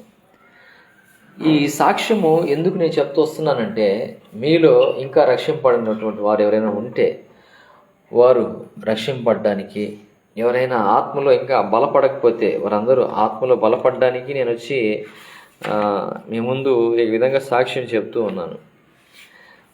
నేనేదో మంచివాడిని అనిపించుకోవాలని, లేకపోతే నేను కూడా ఒక ఏమంటారు రెవరెండు, లేకపోతే బిషప్, లేకపోతే పాస్టరు ఇవన్నీ అనిపించుకోవడానికి కాదు. నేను కేవలము ఒక మాట అనిపించుకోవడానికి, అంటే దేవుని ఆత్మచేత నింపబడినప్పుడు నాకు తెలియజేసినటువంటి ఆయన మాట ఒకటే, I'm servant of God only. అంటే నేను ఒక సర్వర్ని. హోటల్లో సర్వ్ చేస్తారు కదా సర్వర్స్ ఐటమ్స్, ఆ విధంగా నేను ఒక సర్వర్ని, అంతే. ఆయన మాటల్ని నేను సర్వ్ చేసేవాడిని, అంతే. నేను సేవకుడిని మాత్రమే. మనకి దేవుడు అంటే నాకు తెలియజేసిన విషయం ఏంటంటే, ఆయన గురించి సాక్ష్యము ఇవ్వమని ఆయన చెప్పిన అపొస్తలుల కార్యములో మొదటి అధ్యాయం ఉంటుంది, మీరు భూదిగంతం వరకు నాకు సాక్షులేందురని. నేను నన్ను మొట్టమొదటిగా ఒక పాట ట్యూన్ చేసేటట్లుగా ఆయన నన్ను అభిషేకించాడు. ఆ పాట ఏంటంటే, స్తుతించేదని నేను నిన్ను కీర్తించేదని, నీవే నా జీవిత గమ్యమయ్యా, నీ కొరకే నీ సాక్షిగా జీవించేదని ఎల్లో అనేటువంటి మాటను రాసేటట్లుగా చేశారు. ఆయన గురించి సాక్ష్యం చెప్పడానికే నన్ను దేవుడి లోకంలో ఏర్పరచుకుని ఉన్నాడు. అందుకనే ఆ యొక్క మాటను నా యొక్క మొదటి, అంటే నా ద్వారా ఆయన రాయించినటువంటి ఆ యొక్క పాటలో నీ కొరకై నే సాక్షిగా జీవించేదను ఇలలో అనేటువంటి మాటను రాయించాడు. నా జీవితంలో జరిగినటువంటి సంఘటనలు నేను సాక్ష్యం చెప్తున్నాను, అంటే వేరే వేరే విషయాలు ఏమి చెప్పట్లేదు. ఆ సాక్ష్యం అంటే ఏమిటంటే, ఒక పాట ఉంది, చక్కటి పాట. ఆ పాట దాన్ని పాడి మీకు దాంట్లో ఉండే మాటలు మీకు తెలియపరచాలని ఆశపడుతున్నాను. ఆ పాట సాక్ష్యం ఇచ్చేదా మన స్వామి యేసు దేవుడంచు సాక్ష్యం ఇచ్చేదా అనేటువంటి పాట. ఆ పాటలో చక్కగా రచయిత చెప్పారు. ఏం చెప్పారంటే, సాక్ష్యం అంటే ఇతరులతో వాదములు పెట్టుకునేది కాదు, ఇంకోటి కాదు అని చెప్పి నీట్గా ఆ పాట రాశారనమాట. ఆ పాటలో ఉండే ఫాలో అయితే చాలు మనకి. తీశానండి, ఆంధ్రకేశ కీర్తన పుస్తకములో ఎదుగుతూనే ఇప్పుడు దాకా తీశాను, చూడండి, బాగా గమనించండి. సాక్ష్యం ఇచ్చేదా మన స్వామి యేసు దేవుడంచు సాక్ష్యం ఇచ్చేదా. సాక్ష్యం అనగా కనినా వినినా సంగతులను తెలుపుటియే. నువ్వు ఏమైతే చూసావో, నువ్వు ఏమైతే విన్నావో దాన్ని గురించి తెలపడమే సాక్ష్యం ఇవ్వడం. సాక్ష్యం ఇచ్చు కొరకు నన్ను స్వామి రక్షించనంచు, అంటే సాక్ష్యం ఇవ్వడానికి నేను రక్షించాడు యేసయ్య, అంతేగాని ఏదేదో చేయడానికి నిన్ను రక్షించలా. సాక్ష్యం చెప్పమని, మనల్ని దేవుడు రక్షించేది ఎందుకంటే సాక్ష్యం చెప్పమని. ఎందుకంటే మనలాగా తిరిగినటువంటి వారికి ఆయన్ని గురించి తెలుసుకొని వారు కూడా రక్షింపబడతారని. మొదటి వచనం చూడండి, దిక్కు దశయు లేని నన్ను దేవుడు ఎంతో కనికరించి మక్కువతో నాకు నెట్లు మనశ్శాంతిని ఇచ్చినాడు. అంటే దిక్కు దశ లేనటువంటి మనకి దేవుడు ఎంతో కరుణించి మనకి మనశ్శాంతిని, అంటే ఆయన యొక్క శాంతిని, మనం పీస్ఫుల్గా ఉండడానికి దేవుడు ఈ దయచేసినటువంటి యొక్క శాంతిని బట్టి మనం సాక్ష్యం ఇవ్వాలి. మనం యేసయ్య దగ్గరికి వస్తే మనం మనశ్శాంతితో ఉంటాం బాబు అని చెప్పి ఎదుటి వ్యక్తికి మనం సాక్ష్యం ఇవ్వగలిగేటువంటి పొజిషన్ మనం ఉండాలి. అలా నువ్వు ఇవ్వగలగాలంటే ఫస్ట్ నువ్వు మనశ్శాంతితో ఉండాలి కదా. కాబట్టి మనశ్శాంతితో నీవు ఉన్నప్పుడు నీవు ఇతరులకు చెప్పగలుగుతావు. కాబట్టి ఫస్ట్ నువ్వు మనశ్శాంతితో ఉండాలంటే ఆయన స్వీకరించినప్పుడు, ఆయన కలిగి ఉన్నప్పుడు నీకు ఆటోమేటిక్గా పీస్ అనేది వస్తుంది నీకు. 2వ వచనం రాస్తున్నాడు, పల్లెటూళ్ళ జనుల లక్షణ భారము నా పైన కలదు, పిల్లలకును పెద్దలకును ప్రేమతో నా స్వానుభవము. స్వానుభవం అంటే స్వంత అనుభవం అనమాట. నీ స్వంత అనుభవాలని పల్లెటూళ్ళ జనాలకి వాళ్ళ రక్షణ గురించినటువంటి భారము నీ పైన ఉంది. ఎందుకంటే నువ్వు చదువుకుని, నీకు చదువు వచ్చేట్టుగా దేవుడు చేసింది. ఎందుకంటే చదువు లేనటువంటి వాళ్ళకి వెళ్ళి ఈ యొక్క విషయాలు చెప్పడానికి, ఇప్పుడు దేవదూతలు పరలోకం నుండి దిగి వచ్చి ఫస్ట్ ఆ యొక్క దేవుడు పలానా ప్లేస్లో పుడతాను ఎవరు చెప్పారు? జ్ఞానులకి చెప్పారా? లేదు. జ్ఞానులకి ఆ నాలెడ్జ్ ఉంది కాబట్టి వారు ఏదో విధంగా కనుక్కొని వారు యేసు ప్రభుని రీచ్ అవుతారని జ్ఞానులకు పోయి చెప్పలా. జ్ఞానులు వారు సెర్చ్ చేసి, వారు రీసెర్చ్ చేసి ఏదో ఒక విధంగా ఆయన్ని సమీపిస్తారు. కానీ పల్లెటూళ్ళ జనులకి చదువు సంధ్యలు ఉండవు కాబట్టి, వారు అనాగరికులు కాబట్టి వాళ్ళ దగ్గరికి వెళ్ళి సువార్త ప్రకటించే బాధ్యత మనకి దేవుడు పెట్టాడు. ఎవరికి? చదువుకున్న వాళ్ళకి. పల్లెటూళ్ళ దగ్గరికి వెళ్ళి సువార్త చెప్పమని. ఈ రక్షణ గురించినటువంటి యొక్క సువార్త మనం వెళ్ళి ఎవరికి చెప్పాలంటే తెలిసిన వాళ్ళకి కాదు, తెలియని వాళ్ళకి. పల్లెటూళ్ళు ఎవరైతే దేవుడు అంటే తెలియదో, నిరక్షరాస్యులు ఉన్నారో, అనాగరికులు ఉన్నారో వాళ్ళకి చెప్పాలి మనం వెళ్ళి. 3వ వచనము, బోధ చేయలేను వాదం నాకదేలా, నాదుడేసుని గురించి నాకు తెలిసినంత వరకు అని మాట ఉంటుంది. బోధ చేయలేను, ఇప్పుడు నువ్వు బోధ చేయలేనివి వాళ్ళ దగ్గరికి వీళ్ళకి వాదాలకి పోకూడదు. అంటే నీకు సబ్జెక్ట్ సరిగ్గా తెలియకుండా అన్నిటితో వాదాలకు వెళ్ళకూడదు. నువ్వు వాళ్ళు ఏదైనా క్వశ్చన్ వేస్తే అన్ని ప్రశ్నలకి ఆన్సర్ చేయగలిగినటువంటి అంత బైబిల్ జ్ఞానం ఉన్నప్పుడే నువ్వు వాళ్ళతో వాదనలకి పోవాలి.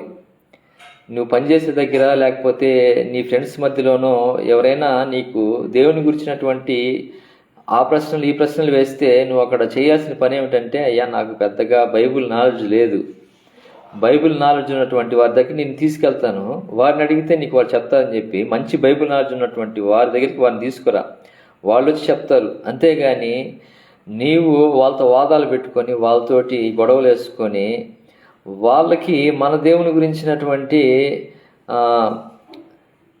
పగని మనం రేపే వాళ్ళగా ఉండకూడదు. ఈ యొక్క వచ్చిన ఉద్దేశం, బోధ చేయలేను వాదములకు పోను నాకదేలా, నాదుడేసు ప్రభుని గురించి నాకు తెలిసినంత వరకు, నాకు తెలిసింది ఇదయ్యా అని చెప్పి నీకు తెలిసిన దాని గురించి సాక్ష్యం చెప్పు. అది దేవుణ్ణి వద్దకు మనుషుల్ని నడిపిస్తుంది. కానీ నీకు ముందు సబ్జెక్ట్ తెలియకుండా నువ్వు వాడితో వాదం పెట్టుకున్నావు అనుకో, వాడు ఏదన్నా ఒక మంచి క్వశ్చన్ వేస్తే నువ్వు దాన్ని చెప్పలేవు. అక్కడ వాడి ముందు నీ పరుగు పోతుంది, మన యొక్క దేవుని పరుగు కూడా పోతుంది. ఈ విధంగా అన్ని జనుల ముందు ఆయన నామము అవమానాలు పాలయ్యే అవకాశం ఉంది. కాబట్టి ఎవరైనా మీతో వాదాలు పెట్టుకుంటే, అయ్యా నాకు బైబిల్ నాలెడ్జ్ పెద్దగా లేదు, నేను కూడా ఇప్పుడు తెలుసుకుంటున్నాను, మీకు ఉండేటువంటి ఈ డౌట్స్ అన్నీ క్లారిఫై చేయడానికి మా యొక్క సంఘంలో జ్ఞానులు ఉన్నారు, పండితులు ఉన్నారు, వాళ్ళ దగ్గర నేను తీసుకెళ్తాను, నీ వేసే క్వశ్చన్స్ అన్నిటికీ వాళ్ళు సమాధానం చెప్తారని వాళ్ళ దగ్గరికి మనకు తెలివిగా తీసుకురావాలా. తీసుకొచ్చి వాళ్ళకి సబ్జెక్ట్ వినిపిస్తే వాళ్ళు దేవుని వైపు తిరిగే అవకాశం ఉంది. అట్లా కాకుండా సబ్జెక్ట్ తెలియనటువంటి నీవు వారికి రిప్లై అయిపోయి ఏదో అక్కడి నుంచి వాళ్ళని గెలవాలి అన్నట్టుగా వాళ్ళకి తప్పుడు రిప్లై ఇచ్చామంటే వారికి నీ మీద మన యొక్క ఈ యొక్క బైబిల్ మీద వారికి ఏమి ఏర్పడుతుందంటే ఇదొక వేస్ట్ గ్రంథము, దీంట్లో ఉండేటువంటి దేవుడు వేస్ట్ దేవుడు అనేటువంటి ఇన్ఫర్మేషన్ వాళ్ళకి పాస్ అవుతుంది. కాబట్టి ఇక్కడ రచయిత చెప్తున్నటువంటి మాట అదే, బోధ చేయలేను, వాదములకు పోను నాకదేలా, నాదుడేసు ప్రభుని గురించి నాకు తెలిసినంత వరకు. ఇక్కడ ఈ సిచ్యువేషన్లో బైబిల్లో ఒక సిచ్యువేషన్ ఉందండి. ఏంటంటే యేసు ప్రభు ఆ గుడ్డివాని కన్నులు ముట్టి స్వస్థపరిచినప్పుడు, నీ కన్నులు ఎవరు ముట్టారు, ఏం చేశారు, నువ్వు పుట్టినప్పటి నుంచి గుడ్డివాడివి కదా అంటే, అదేమో నాకు తెలియదండి, నన్ను ముట్టింది, నా కళ్ళు తెప్పించింది మాత్రం యేసయ్య అంటే, అతనికి ఏం జరిగిందో అంతవరకే చెప్పాడు. అది ఇది అని చెప్పి వాళ్ళతో వాదన పెట్టుకోవాలా, తెలివిగా వ్యవహరించాడు. ఈ విధంగా మనం తెలివిగా, అంటే ఆయన ఇచ్చినటువంటి జ్ఞానం కలిగిన వారిగా మనం ఈ విధంగా ప్రవర్తించాలి. మనకి తెలిసిందే చెప్పాలి, కానీ మనకి తెలియని దాని గురించి అసలు మాట్లాడకూడదు. మనకు తెలిసినంత వరకే మాట్లాడాలి. మనకి ఇట్లా ఎవరైనా అన్యులు మన దేవుని గురించి ప్రశ్నలు వేస్తూ ఉన్నప్పుడు, మీకు తెలియని దాని గురించి దేని గురించి వారికి రిప్లై ఇవ్వద్దు. ఆ రిప్లై ఇవ్వగలిగినటువంటి సమర్థుల వద్దకు వాళ్ళని తీసుకురండి. వాళ్ళకి రిప్లై ఇస్తారు. అప్పుడు వాళ్ళు సాటిస్ఫై అవుతారు. దేవుని వైపు వారు టర్న్ అయ్యే అవకాశం ఉంది. కానీ మీకున్నటువంటి మిడిమిడి జ్ఞానంతో వారికి రిప్లై ఇచ్చి వారిని దూరం చేయబోగినటువంటిది ఇక్కడ ఈ కవి యొక్క ఉద్దేశం. 4వ వచనం, పాపులకును మిత్రుడంచు, ప్రాణమొసగి లేచినంచు, పాపముల క్షమించునంచు, ప్రభుని విశ్వసించుడంచు. అంటే పాపులకు మిత్రుడు ఆయన. అయా మీరు పాపాలు చేస్తే మిమ్మల్ని క్షమించే దేవుడే ఆయన. మీకున్నటువంటి అంటే ప్రతి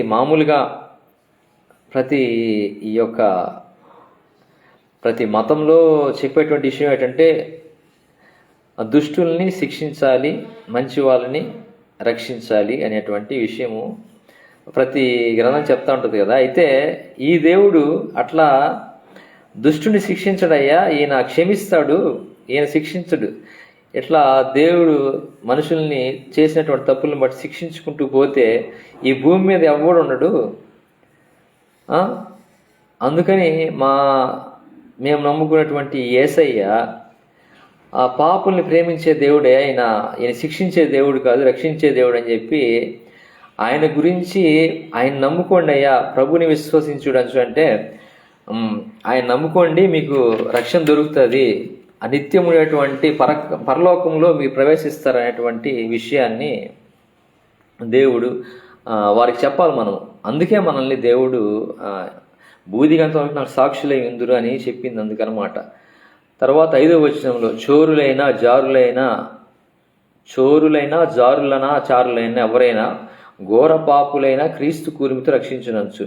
అంటే ఇక్కడ చోరులంటే దొంగలు, జారులంటే జారత్వం జరిగించేటువంటి వారు.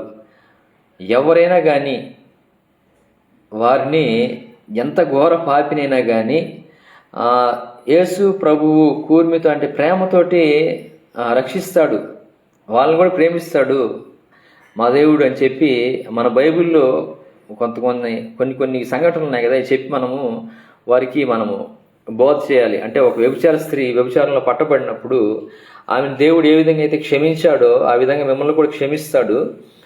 కాబట్టి ఈ దేవుడిని మీరు రుచి చూడండి అయ్యా, మా దేవుడిని రుచి చూడండి, ఆయన ఇచ్చేటువంటి రక్షణను మీరు పొందుకోండి అని చెప్పేసి మనము ఆయన గురించి సాక్ష్యం చెప్పాలని ఆయన కోరుకుంటున్నాడు. అందుకే మనల్ని ఈ భూమి మీద ఆయన పంపించింది. తల్లి గర్భం నుంచి మనల్ని ఈ భూమి మీదకి ఎందుకు పంపించాడంటే నశించిపోతున్నటువంటి అనేక ఆత్మను రక్షించడానికి మనల్ని ఈ భూమి మీద పంపించాడు. కానీ మనం ఇల్లు కట్టుకొని దాంట్లో మన కారు బంగ్లాలు కొనుక్కొని దాంట్లో ఇష్టం వచ్చినట్టు హ్యాపీగా జీవించడానికి కాదు, ఆయన పనిచేయడానికి మనల్ని భూమి మీద పంపించాడు, కానీ నీ సొంత పనులను చూసుకునేదానికి కాదు.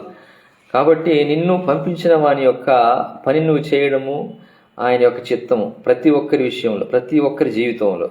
కాబట్టి దయచేసి ఇప్పటివరకు ఎవరైనా ఇంకా చేయకుండా ఉంటే ఆయన పని చేయడం మొదలు పెట్టండి ఈ క్షణం నుంచే. నా ద్వారా మీతో దేవుడే మాట్లాడుతున్నాడు, నేను కాదు ఈ మాట చెప్పిస్తుంది.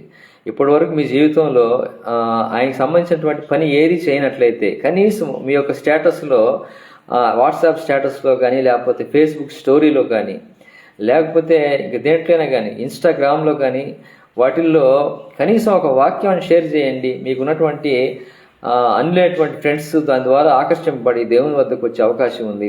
కాబట్టి కనీసం ఆ పనైనా చేయండి ఈ రోజు నుంచి. అలాగే 6వ వచనంలో చూస్తే, పరమత దూషణములేలా పరిహసించి పలుకటేలా ఇరుగు పొరుగు వారికెల్లా యేసుక్రీస్తు దేవుడంచు. అసలుకి వేరే మతాల వాళ్ళ జోలికి మీ ఎందుకు, వాళ్ళని పరిహసించడం ఎందుకు, వచ్చే తనులు తినడం ఎందుకు అని అన్నమాట ఈ ఉద్దేశం.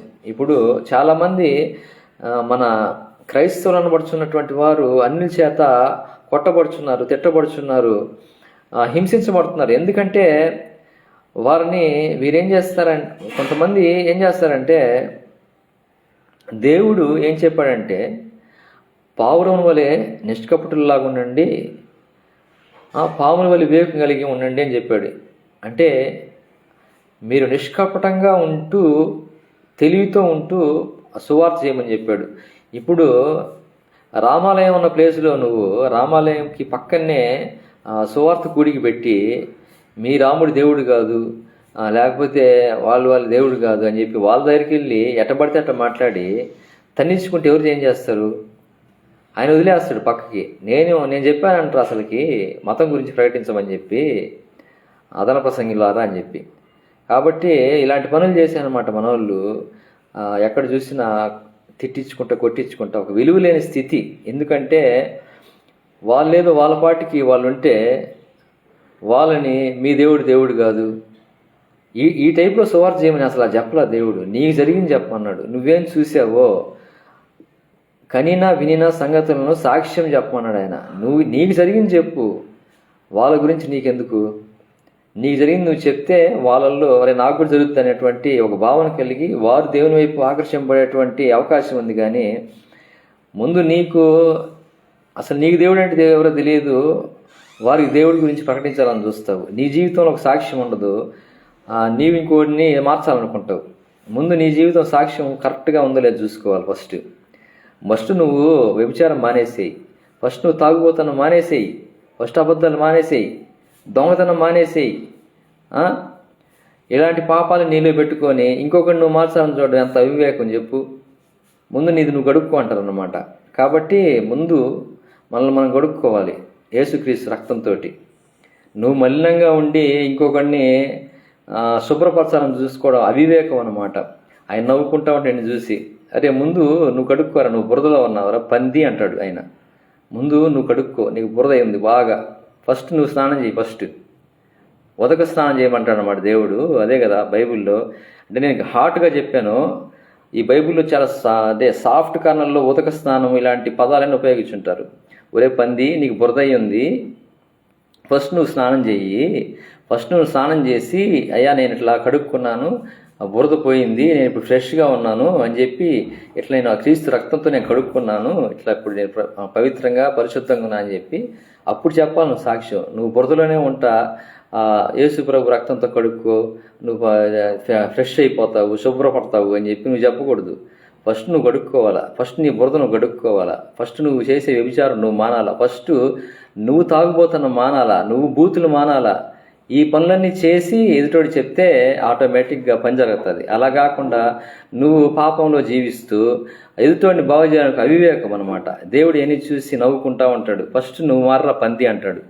కాబట్టి మనం మారాలి. ఫస్ట్ మనలో ఉండే లోపాలను చూసుకోవాలి. మనము ఎట్లా ఉన్నాం దేవునిలో మనం చూసుకోవాలి. ఫస్ట్ మనం చూసుకొని ఎదుటోడికి చెప్పాలన్నమాట. ఇది ఈ యొక్క 6వ వచనం యొక్క సారాంశం అనమాట. 7వ వచనము, ఎల్లకాల మోరకుండా నేల ఆత్మ శాంతి లేక తల్లడిల్లు వారలకును తండ్రి కుమార్ ఆత్మ పేర. ఆత్మశాంతి లేకుండా ఎవరైతే తల్లడిల్లిపోతుంటారో వారికి ఈ దేవుని గురించి పరిచయం చేయండి. మీరు ఎవరైతే అంటే ఈ దేవుడు అనేటువంటి వాడు ఎవరు, ఆయన్ని నిజమైన దేవుని కనుక్కోవాలని కొంతమంది ఆరాట పడుతూ ఉంటారు. అటువంటి వారికి ఈ తండ్రి కుమార పరిశుద్ధాత్మ దేవుణ్ణి పరిచయం చేయండి అని ఈ యొక్క 7వ వచనంలో ఉంది. అంటే మనల్ని దేవుడు సాక్ష్యంగా బూదిగంతో సాక్షులుగా ఉండాలని పిలిచాడు. నేను పుట్టించింది అందుకే, నశించిపోతున్న ఆత్మను రక్షించడానికి తల్లి గర్భంలో నిన్ను ప్రవేశింపచేసి భూమి మీద పంపించింది అందుకే. కొన్ని కోట్ల ప్రజలు ఈ భూమి మీద ఉన్నారు, నశించిపోతున్నారు. దేవుడు అంటే ఎవరో దేవుడు నిజమైన దేవుడు ఎవరో తెలియక నశించిపోతున్నారు. వాళ్ళని రక్షించడానికి నిన్ను తల్లి గర్భమందు ప్రవేశపెట్టి ఈ భూమి మీదకి పంపించాడు. ఆ యొక్క పర్పస్ని నీ వెరిగి ఆ పని చేస్తే ఆయన నామానికి మహిమ వస్తుంది. అట్లా కాకుండా నీ స్వార్థం నువ్వు చూసుకుంటా, నీ కుటుంబాన్ని నువ్వు చూసుకుంటా, దేవుడి పని ఏమి చేయకుండా అట్లీస్ట్ ఒక స్టేటస్ అన్నా పెడుతున్నావా, ఒక వాక్యం అన్నా పెడుతున్నావా దేవుని గురించి? నీ యొక్క వాట్సాప్ స్టేటస్లో ఒక వాక్యం పెడితే నీ ఫ్రెండ్స్లో ఉండేటువంటి అన్యులు రక్షింపడే అవకాశం ఉంది కదా. లేకపోతే ఫేస్బుక్ స్టోరీలో దేవుని గురించినటువంటి ఒక వాక్యాన్ని షేర్ చేస్తే నీకుండే అన్ని ఫ్రెండ్స్లో ఎవరైనా వాళ్ళు దేవుని చేత ఆకర్షింపడి దేవుని చేత రక్షింపడే అవకాశం ఉంది కదా. లేకపోతే దేంట్లో అయినా కానీ ఇప్పుడు ప్రసార మాధ్యమాలు చాలా వచ్చున్నాయి. ఈ ప్రసార మాధ్యమాలు అన్నీ మంచికి వాడుకోవచ్చు, చెడుకు కూడా చెడుకి ఎక్కువ వాడుతున్నారు, మంచికి ఎక్కువ వాడాలి. అసలు వీటిని వాటిని కనిపెట్టిందే మంచి కోసము. అయితే వాటిని అపవాది ఎంత బాగా వాడుకుంటున్నాడు, వాడు వాడుకున్నట్టు మనం వాడుకోలేకపోతున్నాము. అదే దరిద్రమైనటువంటి విషయం, దౌర్భాగ్యమైనటువంటి విషయం. అందుకే నేను ఇప్పుడు నాకు ఇవన్నీ దేవుడు తెలియజేసిన తర్వాత నేను ఈ మూడింటిని బాగా వాడడము ఆరంభించాను. ఒకటి ఫేస్బుక్, తర్వాత యూట్యూబ్ ఛానల్, అలాగే వాట్సాప్. ఇది దేవుడు మనకి ఇచ్చినటువంటి ప్లాట్ఫామ్స్ అండి. మనకి ప్రతి ఒక్కరికి దేవుడు ఎంత మంచి అవకాశాలను ఇచ్చాడంటే ఇవి మన యొక్క ప్లాట్ఫామ్స్, మన యొక్క అడ్డాలు. ఇప్పుడు ఒక సంఘంలో నేను పాట పాడతానంటే మనకి అవకాశం ఇవ్వకపోవచ్చు, ఒక సంఘంలో వాక్యం బోధిస్తానంటే మనకి అవకాశం ఇవ్వకపోవచ్చు, ఇంకో పని చేస్తానంటే అవకాశం ఇవ్వకపోవచ్చు. కానీ నీవేదైతే చేయగలుగుతావో అవన్నీ ఈ ఫేస్బుక్ ద్వారా చేయొచ్చు. నేను మీతో మాట్లాడుతున్నాను. నేను ఇప్పుడు మాట్లాడుతుంటే నాకు కనీసము ఈ యొక్క ఫేస్బుక్లో ఫ్రెండ్స్ దగ్గర 5,000 మంది ఉన్నారు. ఈ 5,000 మందిలో ఒక 200 మంది చూసినా సరిపోతుంది కదా. ఒక 200 మందికి ఎదుట నేను నా సాక్ష్యాన్ని పంచుకున్నట్లు వాళ్ళు ఎవరో ఒకరికన్నా ఈ ఒక మాటన్న వాళ్ళతో దేవుడు మాట్లాడతాడు. అంటే మనము ఆయన నోటి బూరుగా మనం మాట్లాడుతూ ఉంటాము. ఈ మాటలన్నీ ఆయన ఇచ్చే వాటిల్లో ఏదో ఒకటి వాళ్ళు తగులుతుంది. ఒక మాట చాలు కదా అయింది మనిషి మారడానికి. అట్లా మనం కూడా చేయాల్సింది ఏంటంటే మనకి ఇచ్చినటువంటి రిసోర్సెస్ని మనం వాడుకోవాలి. ఫేస్బుక్ అనేది ఒక రిసోర్స్ మనకి, తర్వాత ఇన్స్టాగ్రామ్ అనేది ఒక రిసోర్స్, యూట్యూబ్ ఛానల్ అనేది ఒక రిసోర్స్. వాడు అవకాశమే లేదు, వీళ్ళ అవకాశమే లేదని మనం కృంగిపోవడం ఎందుకు? నేను ఫస్ట్లో అజ్ఞానంగా అవివేకంగా ఇలాగే ఉన్నా. అసలు వాళ్ళేది మనకు అవకాశం ఇచ్చే, దేవుడు అవకాశం ఇచ్చుంటే, మనకి పెద్ద కాంగ్రిగేషన్ ఇచ్చుంటే, చర్చిలో ఎంతమంది ఉంటారు? మహా అంటే ఒక 1000 మంది ఉంటారేమో, అంతే కదా. కానీ ఫేస్బుక్లో నాకు ఫ్రెండ్స్ 5,000 మంది ఉన్నారు. 5,000 మంది ముందు ప్రసంగం చేస్తున్నట్టు అనమాట ఈ సాక్ష్యం పంచుకోవడం అంటే. ఈ 5,000 మంది వాళ్ళకి వీలుంటాయని వాళ్ళు చూస్తారు. చూసినప్పుడు వాళ్ళకి దేవుడు ఏదో ఒక మాట ద్వారా వారితో మాట్లాడతాడు. కాబట్టి మనం చేసుకోవాల్సింది వాడి ఇవ్వలేదు, వీడి ఇవ్వలేదు అని చెప్పి వీళ్ళని బ్లేమ్ చేసేదానికంటే దేవుడు నీకు ఇచ్చినటువంటి రిసోర్స్ నువ్వు వాడుకొని ఆయన నామాన్ని మహింపరచడం ఎంతో మంచిది కదా. అంతే కదా. ఇప్పుడు వాళ్ళ సంఘంలో పాట ఇవ్వలేదు, వీళ్ళు ఇవ్వలేదు, లేకపోతే వాళ్ళు మనల్ని దొక్కేస్తున్నారు, వీళ్ళు మనల్ని దొక్కేస్తున్నారు అని బాధపడటానికంటే దేవుడు నీకు ఇచ్చినటువంటి రిసోర్స్ ని వాడుకోవడం మంచిది. నేను అదే విధంగా చేస్తూ ఇంకా నాకు తెలియజేశాడు దేవుడు, అరే ఏమి నువ్వు ఇట్లా కృంగిపోతావు ఎందుకు అంటే, ఇప్పుడు నాకు జరిగినటువంటి పరిస్థితులను బట్టి నన్ను అనగదొక్కేసేయాలా అని అనుకున్న వాళ్ళని బట్టి నేను ఇట్లా అంటే ఒక రకంగా వాళ్ళే ఈరోజు నేను ఇట్లా ఎదగడానికి కారణం. వాళ్ళని అనగదొక్కబట్టే ఇట్లా వాడుకోవాలని తెలిసింది నాకు. మనకి దేవుడు కొన్ని పరిస్థితులు ఎందుకు అనుమతిస్తాడంటే మన ఎదుగుదల కోసం అనుమతిస్తాడు. ఇప్పుడు యోసేపుని ఆ గుంటల్లో అన్నంలో వేసేటట్లుగా ఎందుకు చేశాడంటే, ఆయన ఐగుప్తు దేశానికి వెళ్ళాలి, ఒక మంచి పొజిషన్లో ఆయనకి రావాలంటే ఆ యొక్క గుంటలో వేస్తే కానీ అక్కడికి ఆ సింహాసనం మీదకి ఎక్కడు. అంటే నువ్వు గుంటలోంచి పైకి వెళ్తావు కానీ పైనుంచి గుంటలో పడతావు. అది గుంటలో ఉండే అనుభవం అయితే గుంటలో ఉండే అనుభవం నుంచి పైకి వెళ్ళాలి, అంతేగాని పైనుంచి వస్తే కింద పడతావు, గుంటలో పడతావు అనమాట. ఇది కాబట్టి స్టెప్ బై స్టెప్ మనం ఇప్పుడు ప్రజెంట్ నేను ఇంతకుముందు కావలిలో ఉండేవాడిని, అది మండలము.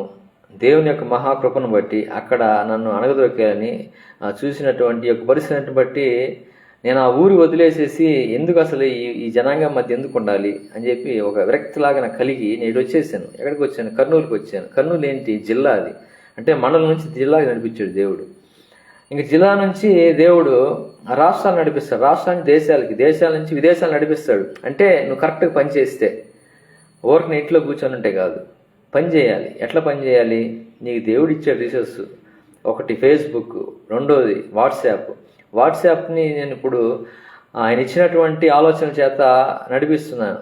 నాకు దేవుడు ఒకటి ఆలోచన ఇచ్చాడు. ఏంటంటే ఒక వాట్సాప్ గ్రూప్ క్రియేట్ చేసి దాంట్లో ఉండే అన్ని చర్చిల వాళ్ళని, అన్ని డినామినేషన్ని వాళ్ళందరినీ యాడ్ చేసేసాను. అంటే విదేశాల్లో ఉండే వాళ్ళని కూడా యాడ్ చేశాను. అదొక ఒక ఒక దేవునికి సంబంధించినటువంటి హబ్ లాగా ఉందన్నమాట ఇప్పుడు అది. దాంట్లో అందరూ పార్టిసిపేట్ చేస్తూ అందరూ వాళ్ళకి సంబంధించినటువంటి పోస్ట్ చేస్తున్నారు. వాళ్ళ ద్వారా పరిచయం జరుగుతుంది, నా ద్వారా పరిచయం జరుగుతుంది, అందరం కలిసి పరిచయం చేస్తూ ఉన్నాం. అందుకని దానికి ఏం పెట్టానంటే, దానికి ఏం పెట్టమని చెప్పానంటే దేవుడి పేరు ఇంటర్నేషనల్ అంటే దాంట్లో అంతర్జాతీయ సంబంధించినటువంటి వ్యక్తులు కూడా ఉన్నారు, అంటే విదేశాల్లో ఉండేటువంటి వారు కూడా ఉన్నారు. ఇంటర్నేషనల్ కల్వరిలో దేవుడు చేసినటువంటి బలియాగాన్ని బట్టి ఆ పేరు కల్వరి గాస్పల్ ఫెలోషిప్, సువార్తను ప్రకటించేటువంటి ఒక వాట్సాప్ గ్రూప్గా అది ఉంది. దాంట్లో అందరిని యాడ్ చేశాను. ఇప్పుడు దాదాపుగా దాంట్లో 500 మందికి పైగా దాంట్లో సభ్యులుగా ఉన్నారు. దాంట్లో ప్రతిరోజు ఒక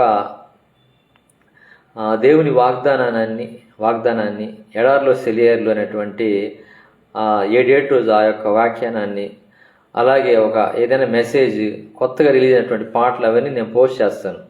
వాటి ద్వారా మేలు పొందే వాళ్ళు చాలామంది ఫోన్లు చేస్తున్నారు. అయ్యా, మాకు నువ్వు పోస్ట్ చేసేటువంటి ఈ వాక్యాల ద్వారా దేవుడు మాతో మాట్లాడుతున్నారు, ఈ పాటల ద్వారా దేవుడు మాతో మాట్లాడుతున్నారు, మాకెంతో సంతోషంగా ఉంది అని ఫోన్లు చేస్తున్నారు. అంటే దేవుడు ఇచ్చినటువంటి ఆలోచన చేత నేను అవన్నీ చేశాను. వారికి అవి ఎంతో యూస్ఫుల్గా, ఆదరణగా ఉంటూ ఉన్నాయి. అంటే మనల్ని కూడా, అంటే మనము అన్యులకి ఈ విధంగా ఆదరణగా ఉండాలి, హెల్ప్ఫుల్గా ఉండాలి అనేటువంటి ఉద్దేశంతో ఈ యొక్క భూమి మీదకి ప్రతి ఒక్క మానవుణ్ణి దేవుడు పంపిస్తూ ఉండేది. దాన్ని మనం గ్రహించి ఆ పని చేయాలి. ఆ విధంగా నాకు ఎప్పుడు తెలిసిందంటే, నన్ను దేవుడు ఈ భూమి మీద ఒక పర్పస్ మీద పంపించాడని. ఈ సంవత్సరం జనవరి 5వ తేదీ నేను సూసైడ్ అటెంప్ట్ చేశాను.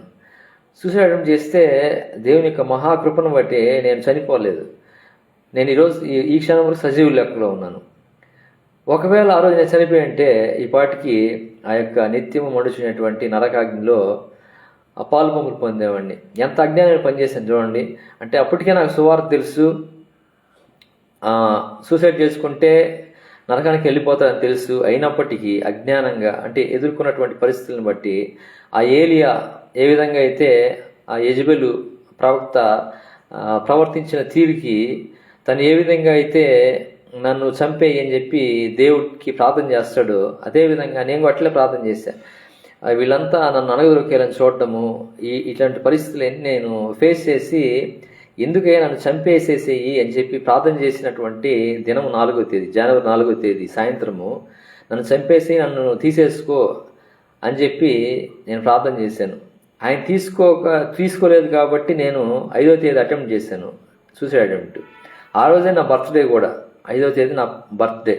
నా బర్త్డేనే డెత్ డే చేయాలని చూశాడు అపవాది. కానీ దేవుడు ఏం చేశాడంటే, ఆయన యొక్క కృపలో, ఆయన యొక్క ప్రణాళిక నేను ఉన్నాను కాబట్టి, నేను ఎంతో దేవుని పని చేయవలసి ఉంది కాబట్టి ఆయన నన్ను రక్షించి ఈరోజు సజీవ లెక్కలో ఉంచి ఈ విధంగా సాక్ష్యం చెప్తూ అనేకుల్ని ఆయనలో బలపరచడానికి నన్ను ఒక పాత్రగా, ఒక సాధనంగా ఆయన నన్ను వాడుకుంటున్నాడు.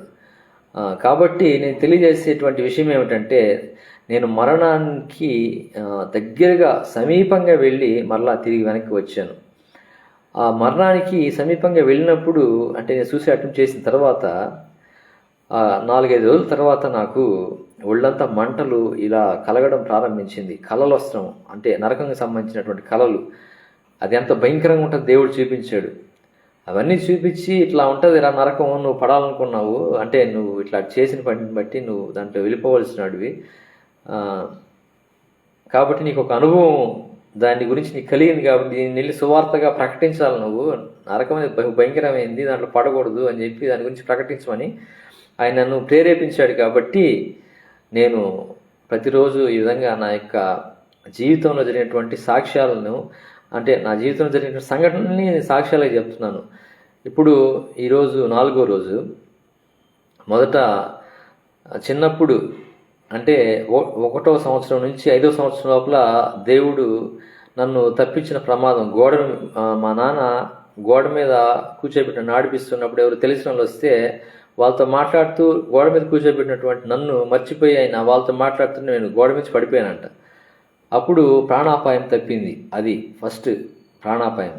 రెండోది 5 సంవత్సరాల నుంచి 10 సంవత్సరాల లోపల, అంటే 6 సంవత్సరాల నుంచి 10 సంవత్సరాల లోపల ఏం జరిగిందంటే, అదే నేను చెప్పాను కదా మీకు, నెల్లూరులో హౌసింగ్ అంటే మేము న్యూ మిలిటరీ కాలనీ అటువంటి ఏరియాలో, పొదలకు రోడ్డు అన్నటువంటి న్యూ మిలిటరీ కాలనీ అటువంటి ఏరియాలో ఉన్నప్పుడు అక్కడ గాలిపటాలు ఎగరేస్తూ పిట్టగోడ లేనటువంటి బిల్డింగ్ మీదకి వెళ్ళి గాలిపట ఎగరేస్తూ అట్లా దారాన్ని ఇట్లా అనుకుంటా వెనక్కి వెళ్తూ నేను ఆ మిద్ది మించి పడిపోయాను. మిద్ది మించి పడిపోతే అక్కడ చెట్లు ఉండబట్టి మహా కృప, దేవుని కృప ఏంటంటే అక్కడ చెట్లు ఉండబట్టి చెట్ల మధ్యలోంచి జారుకుంటూ కింద పడ్డాను. అప్పుడు ఒక ప్రాణాపాయం తప్పింది. ఆ తర్వాత 11 సంవత్సరాల నుంచి 15 సంవత్సరాల లోపల జరిగినటువంటి సంఘటన ఈరోజు మీ ముందుకు వచ్చి చెప్తూ ఉన్నాను. ఏమిటంటే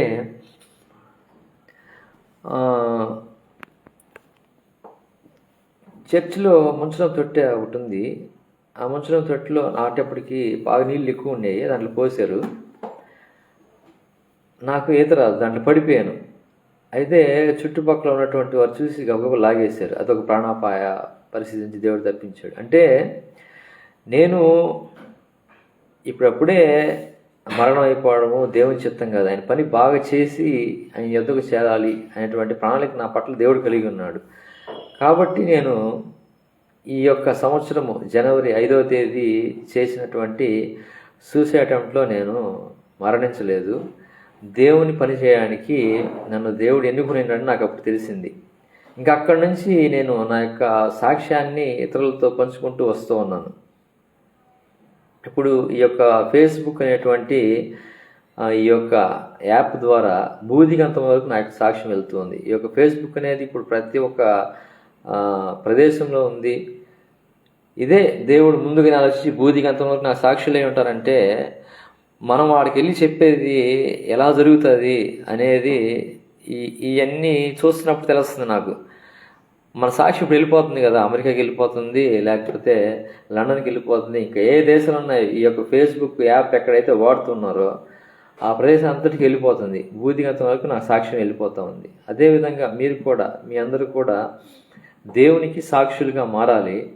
మనమంతా కలిసి దేవుని రాజ్యానికి వారసులు కావాలి, అనేకుల్ని వారసులుగా చేయాలి. అదే దేవుడి ప్రణాళిక, అదే ఆయన చిత్తం. కనుక మనము ఆయన పని చేద్దాము. మనము మొట్టమొదటిగా ఆయన్ని ప్రేమించడం నేర్చుకుందాము. ఆయన ప్రేమించడం ఏమిటంటే, ఆయనకి ఫస్ట్ ప్రయారిటీ ఇచ్చినప్పుడు మనము ఆయన ప్రేమించే వారిగా మారుతాము. ఆయన్ని ప్రేమించటము మనము నేర్చుకున్న తర్వాత ఏమవుతుందంటే, మనల్ని ఏ విధంగా అయితే మనం ప్రేమించుకుంటామో అదేవిధంగా ఎదుటి వాళ్ళని కూడా మనం ప్రేమిస్తాం. అంటే ఇప్పుడు నేను ఫలానా రంగు, ఫలానా కులము, ఫలానా ఇది అని నాకు ఒకటి ఉంటుంది కదా, అట్లా ఎదుటిలో కూడా అదే కనిపిస్తుంది నాకు. ఇప్పుడు నా రంగే కనిపిస్తుంది, నా కులమే కనిపిస్తుంది. అంటే నిన్ను వల్ని పురుగుని ప్రేమించమంటే నిన్ను మెర్రలో చూసుకున్నట్టు.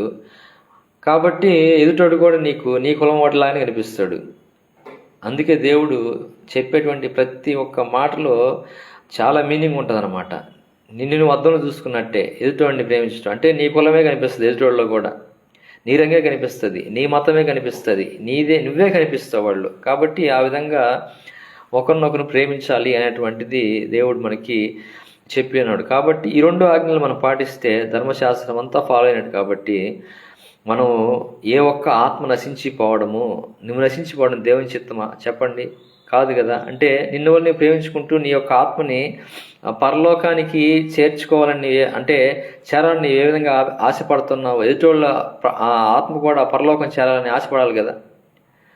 అంటే నిన్ను వాళ్ళని ప్రభు అని ప్రేమించాలి కదా నువ్వు. అంటే నీ యొక్క ఆత్మ రక్షింపడితే చాలా, ఎదుటోడు రక్షింపడకపోతే అది స్వార్థం అవుతుంది కదా. కాబట్టి సువార్తను గురించి తెలియని వారికి తెలియజేద్దాము. దేవుని రాజ్య వ్యాప్తిలో మనము చేయగలిగినటువంటి పని యావత్తు మనం చేద్దాము. అది ఏ విధంగా చేయాలంటే ఒక సాక్ష్య జీవితం కలిగి ఉండాలి. ముందు నువ్వు మారకుండా ఎదుటివాడిని మార్చే ప్రయత్నం చేయబాక. ఫస్ట్ నువ్వు మారాలి. ఫస్ట్ నీ జీవితాన్ని దేవుని సమర్పించాలి. నువ్వు తాగుబోతుగా, నువ్వు వ్యభిచారిగా, నువ్వు దొంగగా, నువ్వు అబద్ధికుడిగా ఈ విధంగా ఉంటే ఎదుటి వాళ్ళని మార్చాలనుకోబాకు. ఎందుకంటే నువ్వు ఆ విధంగా మార్చాలని చూస్తే నువ్వు ఫెయిల్ అయిపోతావు. ఫస్ట్ నువ్వు మారి అప్పుడు కానీ ఎదుటివాడు మారడానికి ప్రయత్నం చేస్తే ఖచ్చితంగా ఫలితం అనేది దొరుకుతుంది. కాబట్టి ఆ విధంగా మనం అందరం ముందుకు కొనసాగుదాము. దేవుడు ఇచ్చినటువంటి సమయాన్ని బట్టి దేవుని నామానికి మహిమ గాక. ఈరోజు శుక్రవారం అండి. ఈరోజు శుక్రవారం కాబట్టి నేను ప్రతి శుక్రవారం ఉపవాసం ఉండి ప్రార్థన చేస్తాను. 2 గంటల నుంచి 3 గంటల వరకు ప్రార్థనలో గడుపుతాను. ఉదయం అంతా ఇప్పుడంతా ఏం తినకుండానే నేను ఆ యొక్క దినాన్ని గడుపుతాను. గడిపి 12 గంటలకి బైబిల్ చదవడానికి కూర్చుంటాను. 12 నుంచి 1 గంట వరకు బైబిల్ చదువుతాను. ఆ తర్వాత 1 గంట నుండి 2 గంటల వరకు దేవుని నామాన్ని స్తోత్ర పదాల ద్వారా స్తుతిస్తాను. తర్వాత ఆయన చేసినటువంటి మేలుని బట్టి ఆయన స్తుతిస్తాను. ఆ తర్వాత ఇతరుల కొరకు ప్రార్థన చేస్తాను 2 నుంచి 3 వరకు. కాబట్టి మీరు ఏదైనా ప్రార్థన అవసరం ఏదైనా ఉన్నట్లయితే నా యొక్క నెంబర్కి వాట్సాప్ చేయండి. లేకపోతే ఇక్కడ ఫేస్బుక్లో మీ ప్రార్థన అవసరత పెట్టినా పర్లేదు, మెసెంజర్లో అయినా పెట్టినా పర్లేదు. అంటే మెసెంజర్లో పంపించినా లేకపోతే వాట్సాప్ పంపించినా పర్సనల్గా చేరుతుంది. కాబట్టి ఇతరులు మీకు చూడకూడదు అనుకుంటే, నాకు పర్సనల్గా మీరు పంపించాలనుకుంటే మెసెంజర్లో నాకు మీ యొక్క ప్రేయర్ రిక్వెస్ట్ పంపించండి. ఎందుకంటే ప్రార్థన చేసేటప్పుడు మనం ఖచ్చితంగా పర్టికులర్గా మనము అడగడము అనేది దేవుని చిత్తము. ఏదో గాలిలో దీపం పెట్టి చేసినట్లుగా ఉండకూడదు. అది మనకి పాల్ యాంగ్చో గారు చెప్పారు. ఆయన ఎంతో కాలం నుంచి ప్రార్థన చేశాడంట, నాకు సైకిల్ ఇయ్య అని చెప్పి. సైకిల్లో చాలా రకాలు ఉన్నాయి కదా. ఆ సైకిల్లో ఏ సైకిల్ అనేది అంటే దేవుడు హృదయం ఎరిగినాడు కూడా. అసలు ఆయన మైండ్లో, పాల్ యాంగ్చో గారి మైండ్లో పలానా కంపెనీ, పలానా ఇది అని అసలు ఏం లేదంట. సైకిల్ మాత్రం ఉంది. అది ఏ సైకిల్ అనేది పర్టికులర్గా ఆయన చెప్పాలా అనేటువంటిది. ఆ తర్వాత ఈయన ఎంతకాలం ప్రార్థన చేస్తామంటే అప్పుడు దేవుడు తలంపించాడంట. మనకి ఏది కావాలో అంటే ఇప్పుడు సైకిల్లో చాలా రకాలు ఉన్నాయి. ఇది బిఎస్సి సైకిల్, అట్లా సైకిల్స్ ఉన్నాయి కదా. అట్లా కరెక్ట్గా ఆయనకి తెలియజేయాలి అని చెప్పి అప్పుడు ఆయన, అయ్యా నాకు ఈ సైకిల్, ఈ కంపెనీ ఇది కావాలంటే దేవుడు అది ఇచ్చాడంట. అట్లాగా మనం కూడా ప్రార్థన చేసేటప్పుడు నా యొక్క అప్పులన్నీ తీసేసే అయ్యా, నాకున్న ఆరోగ్య సమస్యలన్నీ తీసేసే అని చెప్పి గుంపులో గోవిందలాగా ఉంటుంది అనమాట. అది కరెక్ట్గా మనం చెప్పాలన్నమాట. ఇప్పుడు నీకు ఏ అప్పు అయితే నేను ఎక్కువగా విసిగిస్తున్నారో ఆ అప్పుకు సంబంధించినటువంటి వారి చేత నుంచి విడిపించమని నువ్వు ప్రార్థన చేయాలి. పర్టికులర్గా చేయాలన్నమాట. అప్పులన్నీ తీసే అంటే ఇప్పుడు నీకు ఏ అప్పు వల్ల తలనొప్పి అనేది ఆయన తెలుసు, కానీ నీకు కూడా తెలియాలన్నమాట. అంటే నువ్వు ఇట్లా పర్టికులర్గా ప్రార్థన చేసినప్పుడే దేవుడు కార్యం చేశాడు అనేసి. కాబట్టి నువ్వు కరెక్ట్గా చెప్పాలి. ఇప్పుడు ప్రార్థన రిక్వెస్ట్ ఎవరినైనా కోరుతున్నప్పుడు మీరు దేని గురించి ప్రార్థన చేయమంటారో దాని గురించి పర్టికులర్గా మీరు తెలిపితేనే దాంట్లో మీకు సక్సెస్ అనేది వస్తుంది. కాబట్టి ఎవరైనా నాకు ప్రార్థన గురించినటువంటి రిక్వెస్ట్ తెలియజేయాలనుకుంటే నా యొక్క వాట్సాప్ నెంబరు 7330903609 7330903609. నేను మీకు ఇది ఒక లైవ్ కార్యక్రమం అయిపోయిన తర్వాత నా యొక్క వాట్సాప్ నెంబర్ పోస్ట్ చేస్తాను. దానికి మీ యొక్క ప్రేయర్ రిక్వెస్ట్లు పంపించండి. లేకపోతే మెసెంజర్లో పంపించినా పర్లేదు. ఈ యొక్క కార్యక్రమాన్ని వీక్షించినటువంటి మీ అందరికీ మన ప్రభు రక్షకుని యేసుక్రీస్తు వందనాలు తెలియజేస్తున్నానండి. దయచేసి ఒకసారి ఈరోజు మీరు సహోదరుడు జాన్ జబరాజ్ గారి యొక్క సాక్ష్యాలని చూడండి. మీరు వాళ్ళు పర్సనల్గా నాకు వాట్సాప్ కానీ పంపించారంటే మీకు ఆ సాక్ష్యాలను పంపిస్తాను. అతను ఏ విధంగా అంటే ఈ యొక్క జాన్ జబరాజ్ ఎవరంటే ఎబినేజర్ అనేటువంటి పాట రాసి ట్యూన్ చేసినటువంటి సహోదరుడు. అతను తమిళియన్. అతను ఏ విధంగా ఎక్కడి నుంచి వచ్చాడు అనేటువంటిది అతను చెప్పిన సాక్ష్యంలో. అతను 11వ ఏట నుంచి కరపత్రికలు పంచుకుంటా ఆ యొక్క టాయిలెట్స్ కడుగుతూ, దేవుని మందిరంలో టాయిలెట్స్ కడుగుతూ అక్కడి నుంచి ఈరోజు ఉన్నటువంటి పొజిషన్కి వచ్చాడంట. మనం ఏం చూస్తామంటే ఇప్పుడు ఉన్నటువంటి పొజిషనే చూస్తాం. ఆ వెనక ఉన్నటువంటి మనం చూడము ఆ గతాన్ని. ఇప్పుడు నేను కూడా ఏదన్నా కలిగి ఉన్న పొజిషన్ అంటే నేను కూడా అట్లాంటి స్థితిలోంచి వచ్చాను. నేను 8th క్లాస్ నుంచి ఒక వీధి సువార్తకి వెళ్ళి అక్కడ పాటలు పాడి, అంటే డ్రమ్ము, సైడ్ డ్రమ్ము, కంజర, ఇక్కడ నుంచి నా యొక్క పరిచర్య, ఒక ఇన్స్ట్రుమెంట్తో కూడినటువంటి పరిచర్య ఏంటంటే నాకు ఫస్ట్ సైడ్ డ్రమ్ము, కంజర వీటితోటి నేను పాడింది. కీబోర్డ్ తోటి, గిటార్ తోటి, లేకపోతే మ్యూజికల్ ఇన్స్ట్రుమెంట్ తోటి కాదు నేను పాడింది. చప్పట్లు, ఇవే మన మ్యూజికల్ ఇన్స్ట్రుమెంట్స్ ఫస్ట్.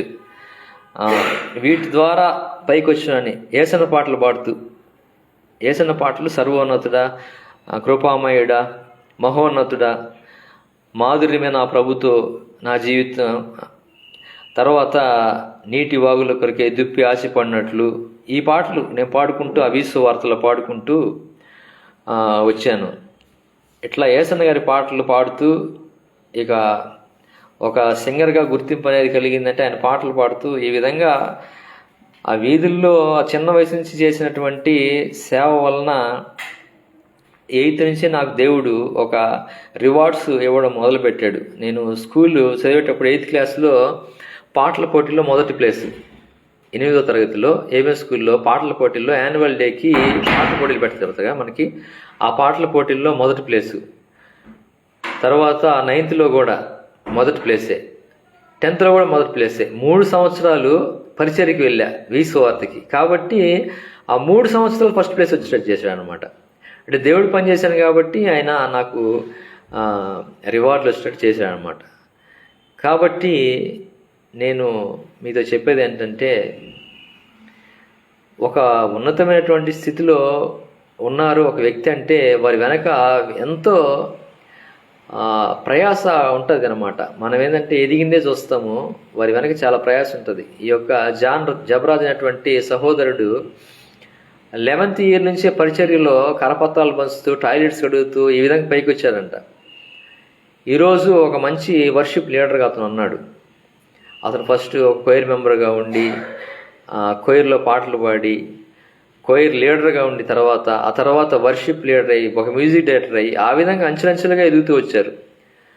అట్లా దేవుడు నన్ను కూడా ఎదిగింపజేస్తూ వచ్చాడు. వాస్తవంగా నాకు దేవుడిచ్చినటువంటి తాళంత ఫస్ట్ పాటలు పాడడం మాత్రమే. ఆ తర్వాత దేవుడు నన్ను ఏ విధంగా బ్లెస్ చేశాడంటే, పాటలు స్వరపరిచేటువంటి విధంగా, పాటలు ట్యూన్ చేసే విధంగా, ఇన్స్ట్రుమెంట్స్ ప్లే చేసే విధంగా, ఇన్స్ట్రుమెంట్స్ ప్లే చేయడం నేర్పించే విధంగా, ఆ విధంగా నన్ను మల్టిపుల్ టాలెంట్స్ తోటి ఆయన బ్లెస్ చేస్తూ వచ్చాడు. అయితే ఆయన ఇచ్చినటువంటి తలాంతులను వాడకుండా నేను కొంచెం నిర్లక్ష్యం చేసినప్పుడు ఆయన నన్ను ప్రతిసారి శిక్షిస్తూ మరలా ఆయన కలిగినటువంటి ఉద్దేశాలను నా పక్షంగా నెరవేరుస్తూ వస్తూ ఉన్నారు. ఇప్పుడు నాకు దేవుడిచ్చినటువంటి తలాంతులు ఏంటంటే పాటలు పాడటము, పాటలు రాయడము, పాటలు స్వరపరచడము, ఇన్స్ట్రుమెంట్ ప్లే నేర్పించడము, ఇన్స్ట్రుమెంట్ ప్లే చేయడము, కీబోర్డు, గిటారు, తబలా, ఫ్లూటు, ఇవన్నీ నేను నేర్పించగలను. నాకు బేసిక్స్ తెలుసు. వాళ్ళని ఒక మంచి ప్లేయర్స్గా తయారు చేయగలను. ఇటువంటి స్థితిని, ఆ యొక్క నాలెడ్జ్ని దేవుడు నాకు ఇచ్చి ఉన్నాడు. అన్నీ ఏ ఇన్స్ట్రుమెంట్స్ అయినా కానీ, రిథమ్ ప్యాడ్ కానీ అన్నీ వాళ్ళు, అంటే ఒక కోచ్, క్రికెట్లో కోచ్ ఏ విధంగా అయితే వాళ్ళ కోచింగ్ ఇస్తాడో ఆ విధంగా ఇవ్వగలను. అది వాళ్ళ ఓన్ ప్రాక్టీస్ని బట్టి వాళ్ళు తయారవుతుంటుంది. ఇప్పుడు సచిన్ టెండూల్కర్ కోచ్ ఈ విధంగా ఆడాలి, ఈ విధంగా ఆడాలి అని చెప్పి చెప్తారు. వాళ్ళు చేసుకునేటువంటి ఓన్ ప్రాక్టీస్ని బట్టి వాళ్ళు తయారవుతారు. అట్లాగే నేను కూడా ఒక్కొక్క మ్యూజిక్ ఇన్స్ట్రుమెంట్ నేర్పించగలను.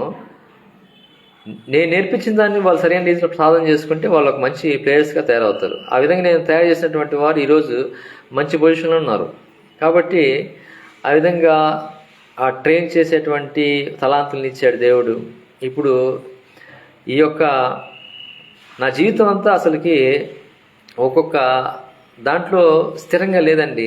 అయితే ఒకే ఒక దాంట్లో స్థిరంగా ఉంది. దేంట్లో అంటే దేవుని పరిచర్యలో స్థిరంగా ఉంది. నేను చదువుకున్న చదువుకి అసలు నేను చేస్తున్న పనులకి సంబంధమే ఉండదు. నేను 10th తర్వాత చదివిన చదువు మెకానికల్ డ్రాఫ్ట్స్మెన్, అంటే మెకానికల్ ఇంజనీరింగ్ లాగా అనమాట. అంటే 2 years చదివినట్లు అనమాట. ఇది బీటెక్ అంటే ఆ 3rd year చదివినట్టు. ఇది మెకానికల్ డ్రాఫ్ట్స్మెన్ అంటే 2 years చదివినట్లుగా ఆ 3rd year అది డిప్లొమా కింద కదా వస్తుంది కదా మనకి. అట్లాగా నేను మెకానికల్ డ్రాఫ్ట్స్మెన్, అంటే ఇంజనీరింగ్ డ్రాయింగ్ ఇలాంటివి, అంటే మెకానికల్ ఇంజనీర్ అనమాట నేను చదివింది.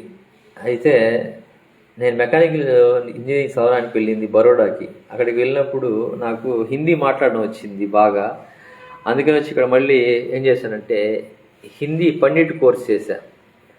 హిందీ పండిట్ కోర్సు అది చేశా, సంబంధమేలే ఇంజనీరింగ్ మళ్ళీ టీచింగ్ ఫీల్డ్లోకి వచ్చేసా.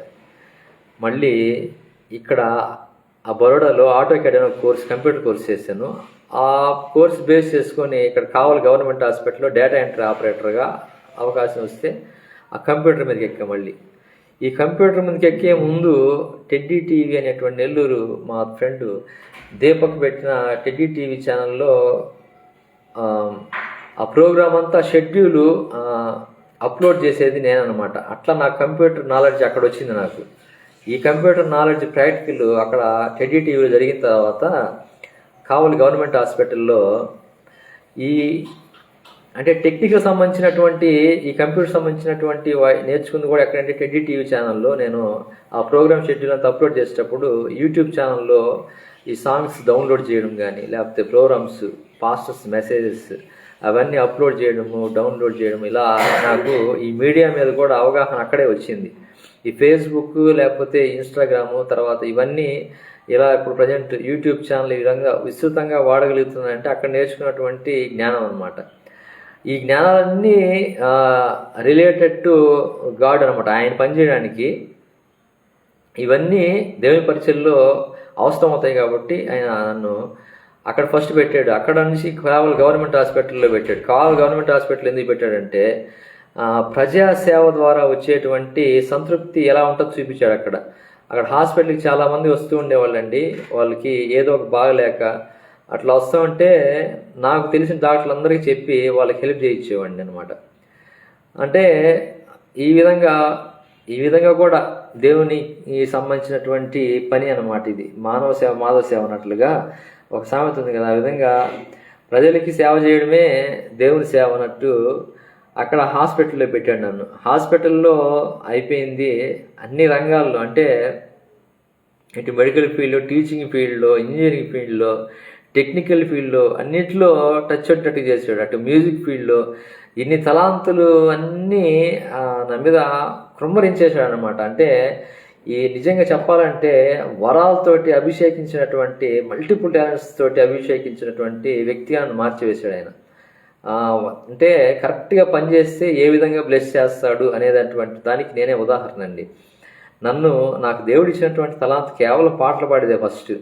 ఆ పాటలు పాడే తలాంత్ నేను సంగీతం నేర్చుకునేటట్లుగా నొటేషన్ రాయగలను నేను, అంటే స్వరాలు రాయగలను. ఏ పాట పాడినా స్వరం రాస్తా, ఏ పాట పాడినా అది టైమింగ్ ఏది చెప్తాను. ఏమన్నా పాట పాడితే వెంటనే ఒక 2 seconds 3 secondsలో అది ఏ రాగమో గుర్తుపట్టగలిగే జ్ఞానం అనమాట. వాళ్ళు శృతిలో పాడుతున్నా, శృతిలో పాడటం లేదా, టైమింగ్లో పాడుతున్నా, టైమింగ్లో పాడటం లేదా, ఈ విధంగా వీటన్నిటినీ గుర్తించేటువంటి జ్ఞానాన్ని ఆయన దయచేశాడు. ఇవన్నీ దయచేశాడంటే ఆయన పనిచేయడానికి, నా గురించి ఎంత గొప్పలు చెప్పుకోవడానికి కాదు, ఆయన పనిచేయడానికి అనమాట. ఆయన పనిచేయడానికి మాత్రమే ఇవి నాకు ఇచ్చాడు. కాబట్టి ఆయన పని చేస్తూ ఉంటాను. కాబట్టి నా పరిచర్య గురించి ప్రార్థన చేయండి. ఈ యొక్క పరిచర్య ఇప్పుడు ప్రపంచమంతా విస్తరించింది. అంటే ఈ యొక్క యూట్యూబ్ ఛానల్ కానీ, లేకపోతే ఫేస్బుక్ కానీ, ఇన్స్టాగ్రామ్ కానీ, వీటిల్లో మన యొక్క పరిచయకు సంబంధించినటువంటి విషయాలు పోస్ట్ చేయబడుతుంటే ప్రపంచమంతా రీచ్ అవుతున్నట్టే. కాబట్టి భూదిగంతం వరకు నా యొక్క పరిచర్య జరుగుతుంది.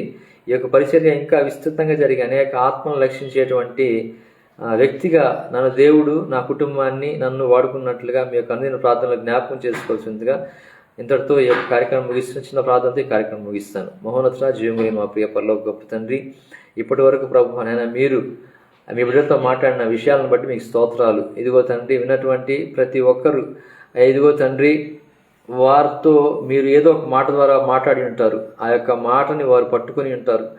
ఆ మాట ద్వారా వారు ప్రభు నీకు ఆకర్షింపబడి, ఇదిగో నాయన నీవు చెప్పిన విధంగా వారు జీవించిన సహాయం దయచేయమని, నేను కూడా ప్రభు నీవు చెప్పిన విధంగా జీవించిన సహాయం దయచేయమని, అనేకులు మేమందరం కలిసి ప్రభువా రక్షించినట్లుగా, నశించిపోయే ఆత్మల పట్ల భారం కలిగినటువంటి వారిగా వారందరూ రక్షించినట్లుగా సహాయం చేయమని ఈ కొద్దిగా యేసుక్రీస్తుని వేడుకుంటున్నాం తండ్రి. ఆమేన్, ఆమేన్, ఆమేన్. థ్యాంక్ యూ అండి. Thank you one and all. రేపు మరి యొక్క సాక్ష్యంతో మీ ముందుకు వస్తాను. ఉదయం 7 గంటలకి నేను నా యొక్క సాక్ష్యాన్ని పంచుకోవడం చేస్తూ ఉన్నాను. కాబట్టి రేపు ఉదయం మరలా 7 గంటలకి కలుసుకుందాం. Thank you one and all.